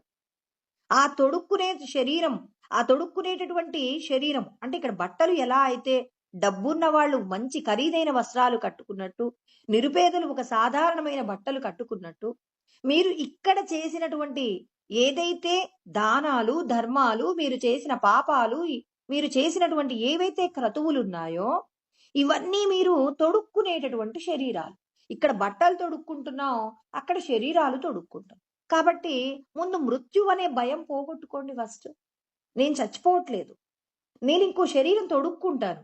ఈ బట్టలు విప్పేసి ఇంకో బట్టలు తొడుక్కోవడం పట్ల మనకు ఉత్సాహం ఉంది కదండి. విడిచిన బట్టల నుండి దుర్గంధం వస్తుంటే, అంటే మనం ధరించిన బట్టల మీద దుర్గంధం వస్తుంటే ఎప్పుడెప్పుడు వీటిని విడిచిపెట్టేసి స్నానం చేసేసి నూతన వస్త్రం తొడుక్కుందామని ఆలోచిస్తాం కదా. శుభకార్యాలు, అశుభకార్యాలలో ప్రత్యేకమైన వస్త్రధారణ ఉంటుంది కదా. అదే విధంగా ఈ దేహంతో మీరు చేసిన క్రతువులలో ఏదైతే దోషపూరితమైనటువంటి కర్మ, ఇతరులకు హాని చేసిన కర్మ, అది మీకు దుష్టమైన శరీరాన్ని ఇస్తుంది, దుఃఖాలు పొందేటటువంటి శరీరాన్ని ఇస్తుంది. ఇక్కడ మీరు చేసిన దానము, ధర్మము ఏదైతే ఉందో అదొక మంచి గొప్పదైన ధనవంతుల శరీరాన్ని ఇస్తుంది. అంటే ఈ మాట మాకు కూడా తెలుసు అంటారు కొంతమంది.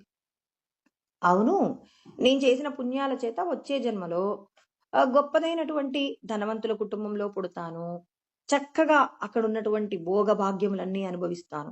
ఈ శరీరంతో అనుభవించలేకపోయాను కదండి, అందుకని ఈసారి ఇంకో శరీరంతో గొప్పదైన సుఖాలు పొందుతానంటారు. అంటే ఇప్పుడు చీకటి గుహలో వెలుగు లేకపోవడం అంటే ఇదే కదండి. మనం ఈ దేహంలో బంధింపబడి ఉన్నాం. తల్లి గర్భంలో ఉన్నటువంటి పరిస్థితి ప్రతి ఒక్కరూ తెలుసుకోవాలి. కృష్ణ పరమాత్మ ఏమంటారు, జన్మ మృత్యు జరా వ్యాధి దుఃఖ దోషాను దర్శనం. అంటే మనం ఎప్పుడు ఎన్ని రోజులు బోధ చెప్పుకున్నా కొన్ని మాటలు ప్రత్యేకంగా ఎప్పుడు చెప్పుకుంటూనే ఉండాలి. ఈ మాటలు లేకుండా నువ్వెందుకండి జ్ఞానం తెలుసుకోవడం? ఇప్పుడు ఎన్నిసార్లు విన్నావు, ఏంటండి విన్న మాటలే వింటున్నావు, కొత్త మాటలు చెప్పొచ్చు కదా అంటే కృష్ణ పరమాత్మ మొదటి శ్లోకం అశోచ్యానన్వశోచస్త్వం ప్రజ్ఞావాదాంశ భాషసే గతాసూనగతాసూంచ నానుశోచంతి పండితాహ అని మొదటి శ్లోకం నుంచి, శోకింపదగని వస్తువుల కోసం నువ్వు శోకిస్తున్నావు, పైగా పండితుడిలాగా మాట్లాడుతూ ఉన్నావు. మరి చనిపోయిన వారి గురించి కానీ బ్రతికి ఉన్న వారి గురించి కానీ పండితులు ఆలోచించరు, నువ్వు పండితుడు కాదు అని తేల్చి చెప్పాడు. మనందరి అజ్ఞానం గురించి చెప్పారు. ఇక్కడి నుంచి ప్రారంభిస్తే సర్వధర్మాన్ పరిత్యజ్య మామేకం శరణం వ్రజ అహం త్వా సర్వ పాపేభ్యో మోక్షయిష్యామి మా శుచః అని 18వ అధ్యాయంలో 66వ శ్లోకం చెప్పేంత వరకు మనకు చెప్పబడిన మాటలు. ఈ దేహమే నేను అనేటటువంటి పంజరంలో నుంచి విడిపడడానికి మీరు మనస్సును నిగ్రహించుకోవడానికి అనేక ఉపాయాలు చెప్పారు. ఆ ఉపాయాల యొక్క సమాహారమే భగవద్గీత. ఇంతకు మించి ఏమీ లేదు. వాటన్నింటినీ వశిష్ఠుడు 4 ముక్కలలో చెప్పాడు. శమము, విచారణ, సంతోషము, సత్పురుష సాంగత్యం. ఈ 4 ద్వారపాలకులను జయించడానికి భగవద్గీతలో చెప్పబడిన ప్రతి విషయాన్ని కనుక మనం సూక్ష్మంగా పరిశీలన చేసి, ఆ పరిశీలన చేత గనక మనం వివేకంతో కూడినటువంటి నిర్ణయాలు చేయాలి. సత్య అసత్య వస్తువుల యొక్క వివేకం ఉండాలి. ఏది శరీరాలు పొందడానికి ఉపయోగపడుతుంది, ఏ కర్మ మనం శరీరాన్ని పొందకుండా మనల్ని రక్షిస్తుంది అనే విషయం గురించి ప్రతి ఒక్కరూ విచారణ చేయాలి. ఏం తింటున్నాం? తినే వస్తువు నాకు ఇష్టమైనది, ఇష్టం లేదు కాదు. ఈశ్వరుడు ఏది పెడితే అది ఇష్టం, ఏది వద్దంటే అది నాకు అవసరం లేదు. ఈ స్థితి నీకు కలిగిందా? వేరొకరు మాట్లాడే మాటలలో ఉన్నటువంటి దుర్భాషలు ఏవైతే వాళ్ళు మాట్లాడకూడని మాటల చేత నువ్వు బాధపడుతున్నావు, కానీ ఆ మాటలు మాట్లాడుతున్నటువంటి వారి పట్ల నీకు ఎప్పుడైనా దయ కలిగిందా?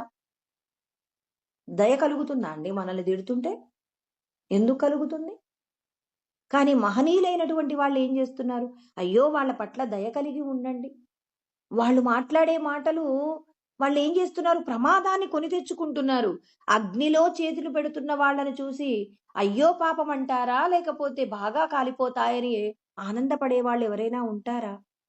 విషపు ఆహారాన్ని తింటుంటే బాగా తింటున్నారంటారా? అయ్యో తినకండమ్మా, ఈ ఆహారం తింటే మీకు శరీరానికి హాని కలుగుతుంది. మద్యాన్ని సేవిస్తుంటే మద్యం మీద రాసి ఉంటుందండి చూడండి. అమ్ముకునేవాడు అమ్ముకున్నా దాని మీద మాత్రం మంచి మాట ఉంటుందండి. చెప్తున్నారు వాళ్ళు. అది మీకు ఏమవుతుంది? మీ శరీరానికి హానికరమని రాసి పెట్టి ఉందా లేదా? అది నీకు చదువు వచ్చినా రాకపోయినా నువ్వు ఇంద్రియాలకు లొంగిపోయి ఉన్నావు కాబట్టి ఆ మాటని మనం చూస్తాం. అయ్యో మద్యం హానికరం, శరీరానికి హానికరం అంటున్నారు, కానీ నేను దీన్ని తాక్కుండా ఉండలేనని దాన్ని తెచ్చుకొని తాగుతున్నా. ఈ పదార్థం హాని చేస్తుంది నీకు అన్నారు. ఇప్పుడు మీకు షుగర్ ఉన్న వ్యక్తికి మరి పంచదారకు సంబంధించిన పదార్థం తింటే నీ శరీరానికి హాని. అయ్యో ఏం చేయను, నాకు అరటిపండు అంటే చాలా ఇష్టం, ఇది తినకుండా ఉండలేను, అందుకే తింటున్నాను. రానివు, ఏదో ఒకటి వస్తుందంట. అంటే నీ శరీరానికి ఓ పెద్ద వ్యాధి రావడానికి నువ్వే కదండి. దాని మీద రాసి ఉందా లేదా? కృష్ణ పరమాత్మ కూడా అన్ని విషయాలు చెప్తున్నారు. మీరు ఇది చేస్తే మీకు హాని, ఇది చేస్తే మీకు మేలు. మరి మేలు చేసే విధంగా మీరు ఇంద్రియాలను నిగ్రహించుకోవడంలో మీరు వెనకబడితే దానికి సంబంధించినటువంటి ఎన్నో శరీరాలు పొంది ఎన్నో దుఃఖాలు పొందాలి. అంటే ఇక్కడ మనం అందరం ఏం చేస్తున్నాం? నాకు మంచి శరీరం అండి, స్వర్గంలో సుఖాలున్నాయి, భోగాలున్నాయి, నేను ఇక్కడ చేసిన పుణ్యాలు నాకు ధనవంతులైన శరీరం వస్తుంది అంటున్నారు.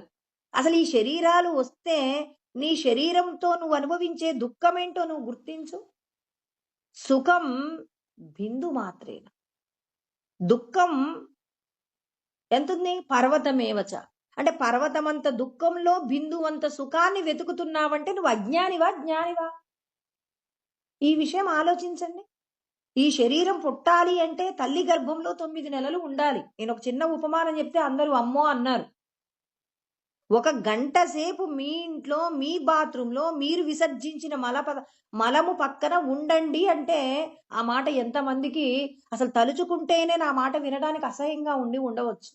మరి అలాంటిది 9 నెలల పాటు తల్లి గర్భంలో మలమూత్ర విసర్జనతో కూడినటువంటి రక్తము, తర్వాత రకరకాలైనటువంటి దుర్గంధముతో కూడినటువంటి వ్యర్థ పదార్థముల మధ్య మనం అందరం జీవించి ఉన్న వాళ్ళమే కదండి. ఈ మాటని ఎందుకు గుర్తు చేసుకోమండి? అనుభవించాలి కదా. ఇంకొకసారి తల్లి గర్భంలో పుట్టాలి అంటే మరి నీకు ఇవన్నీ తప్పవు కదండి. మరి ఇవన్నీ తప్పవు అన్నప్పుడు మరి వాటిని ఎందుకు గుర్తు తెచ్చుకో మనం? అయ్యో నేను చెప్పినటువంటి మాటకు ఎంతో మంది దుఃఖాన్ని పొందుతారు. అయ్యో అలా జరుగుతుందండి, అయ్యో మీరు కలలో కూడా ఆ మాట అనే ప్రయత్నం చేయకండి, ఆ మాట మాకు వినడానికి ఇంపుగా లేదు అంటారు. ఇంపుగా ఉన్నటువంటి మాటలు ఎన్ని వింటారు?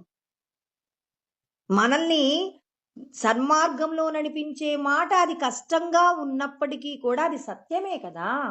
తల్లి గర్భంలో 9 నెలలు ఎంత దుర్గంధమైనటువంటి వాసనలతో ఎంత దుఃఖంతో కూడిన జీవితాన్ని మనం తల్లి గర్భంలో పొందాలి. అంటే తల్లి గర్భములోకి రాకుండా నిన్ను నువ్వు చేసుకోవడానికి మార్గాన్ని అన్వేషణ చేయమంటారు కృష్ణ పరమాత్మ. ఇదే కదండీ శమం అంటే. జ్ఞానం అనే దీపం వెలిగించుకోండి. ఇంకో శరీరం పొందకుండా ఉండడానికి ప్రయత్నం చేయమంటున్నారు. ఆ ప్రయత్నంలో మీరు చేసేటటువంటి ఆ ప్రతి ఒక్కరూ త్రిగుణాల మాయతో జీవిస్తారు. ఇదొక క్లారిటీ ఉండాలి మనకి. ఒక వ్యక్తి తన అవసరం నిమిత్తం అవతలి వారికి మంచి చేస్తాడు. అతనికి అవసరం లేదు అంటే అవతలి వ్యక్తికి హాని చేయడానికి కూడా ఇష్టపడతారు. అతడు త్రిగుణాల మాయ అనేటటువంటి జబ్బుతో బాధపడుతున్నాడు. జ్ఞానులు ఏం చేస్తారు? డాక్టర్ దగ్గరికి వెళ్తే, అయ్యా నాకు కడుపు నొప్పి వస్తుంది అయ్యా అన్నామనుకోండి, కడుపు నొప్పికి మందేస్తారు. కడుపు నొప్పి ఎలా ఉంటుందో, కడుపు నొప్పితో ఉంటే నువ్వు ఎలా ప్రవర్తిస్తావో చూస్తాను కాసేపు అంటే, ఇంకోసారి ఆ డాక్టర్ గారి దగ్గరికి పోతామా? నీ నొప్పికి వెంటనే స్పందించి వెంటనే మందు ఇస్తే దేవుడని దండం పెట్టొస్తుంది. అదే విధంగా జ్ఞానులందరూ ఏం చేస్తున్నారు? త్రిగుణాల మాయ అనేటటువంటి ఆ మాయ చేత ప్రతి ఒక్కరు ఏం చేస్తున్నారు? దుఃఖముతో కూడినటువంటి కర్మలను అనుభవిస్తున్నప్పుడు వాళ్ళని చూసి జ్ఞానులు బాధపడి వాళ్ళు ఏం చేస్తున్నారు? మరి వాళ్ళందరికీ కూడా జ్ఞానబోధ పంచుతున్నారు. అందుకే శంకరాచార్యుల వారు అన్నారు, బోధో అన్య సాధనేభ్యో హి సాక్షాన్ మోక్షైక సాధనం పాకస్య వహ్నివ జ్ఞానం వినా మోక్షో న సిద్ధ్యతి అంటారు. అంటే వంట చేయడానికి అన్ని రకాల పదార్థములు ఉన్నప్పటికీ కూడా అగ్ని లేకపోతే చేయటం కుదరదు వంట. అదే విధంగా మీకు ఎన్ని శాస్త్రముల యందు చెప్పబడినటువంటి విషయాలను మీరు అధ్యయనం చేస్తున్నా సత్పురుషుల యొక్క సాంగత్యము, ఆత్మానుభూతిని పొందిన వాళ్ళు మనకు చెప్పేటటువంటి విషయాలు చాలా సులభంగా అండి. ఎందుకంటే చెప్పుకున్నాం ముందే, మన మనస్సు ఏ ప్రశ్నకు సమాధానాన్ని ఎవరి దగ్గర నుంచి వచ్చే సమాధానంతో తృప్తి పడుతుందో తెలియదు కాబట్టి, నీ మనస్సు పరమశాంతిని పొందడానికి కావలసిన స్థితి వచ్చేంత వరకు కూడా సద్గ్రంథ పఠనం, సత్పురుషుల యొక్క సాంగత్యం జరుగుతూనే ఉండాలి. సత్పురుషుల యొక్క సాంగత్యాన్ని పొందుతూ మనల్ని మనం ఉద్ధరించుకునేటటువంటి ప్రయత్నం ప్రతి ఒక్కరూ కూడా చెయ్యాలి అంటున్నారు. అందుకే కృష్ణ పరమాత్మ ఆత్మ సంయమం అనే పదం గురించి ఒక అధ్యాయం మొత్తం ఎందుకు చెప్పారు? మన ద్వారపాలకులలో మొదటి ద్వారపాలకుడైన శమమును మనం నిగ్రహించుకోవాలి. అందుకే జ్ఞానం అనే ప్రకాశము చేత ఈ దీపాన్ని వెలిగించుకోవాలంటే బోధ ఖచ్చితంగా ఉండాలి. సద్గురువుల యొక్క బోధన వినాలి. ప్రతి ఒక్కరూ చెప్పేటటువంటి మంచి మాట అంటే ఏంటి? ఇతరులకు హాని కలిగించని మాట ఏదైతే ఉందో ఆ మాట మాత్రమే గొప్ప ఫలితాన్ని ఇస్తుందని కృష్ణ పరమాత్మ చెప్తున్నారు. మరి రేపు అనేక రకాల యజ్ఞాల గురించి చెప్తున్నారు. ద్రవ్య యజ్ఞం, తపో యజ్ఞం, తర్వాత యోగ యజ్ఞం అని చెప్పి స్వాధ్యాయం గురించి, జ్ఞాన యజ్ఞాల గురించి చెప్పారు. వాటిని మళ్ళీ మనం రేపు తెలుసుకుందామండి. ఓం సహనావతు సహనౌ భునక్తు సహ వీర్యం కరవావహై తేజస్వినావధీతమస్తు మా విద్విషావహై. ఓం శాంతి శాంతి శాంతి.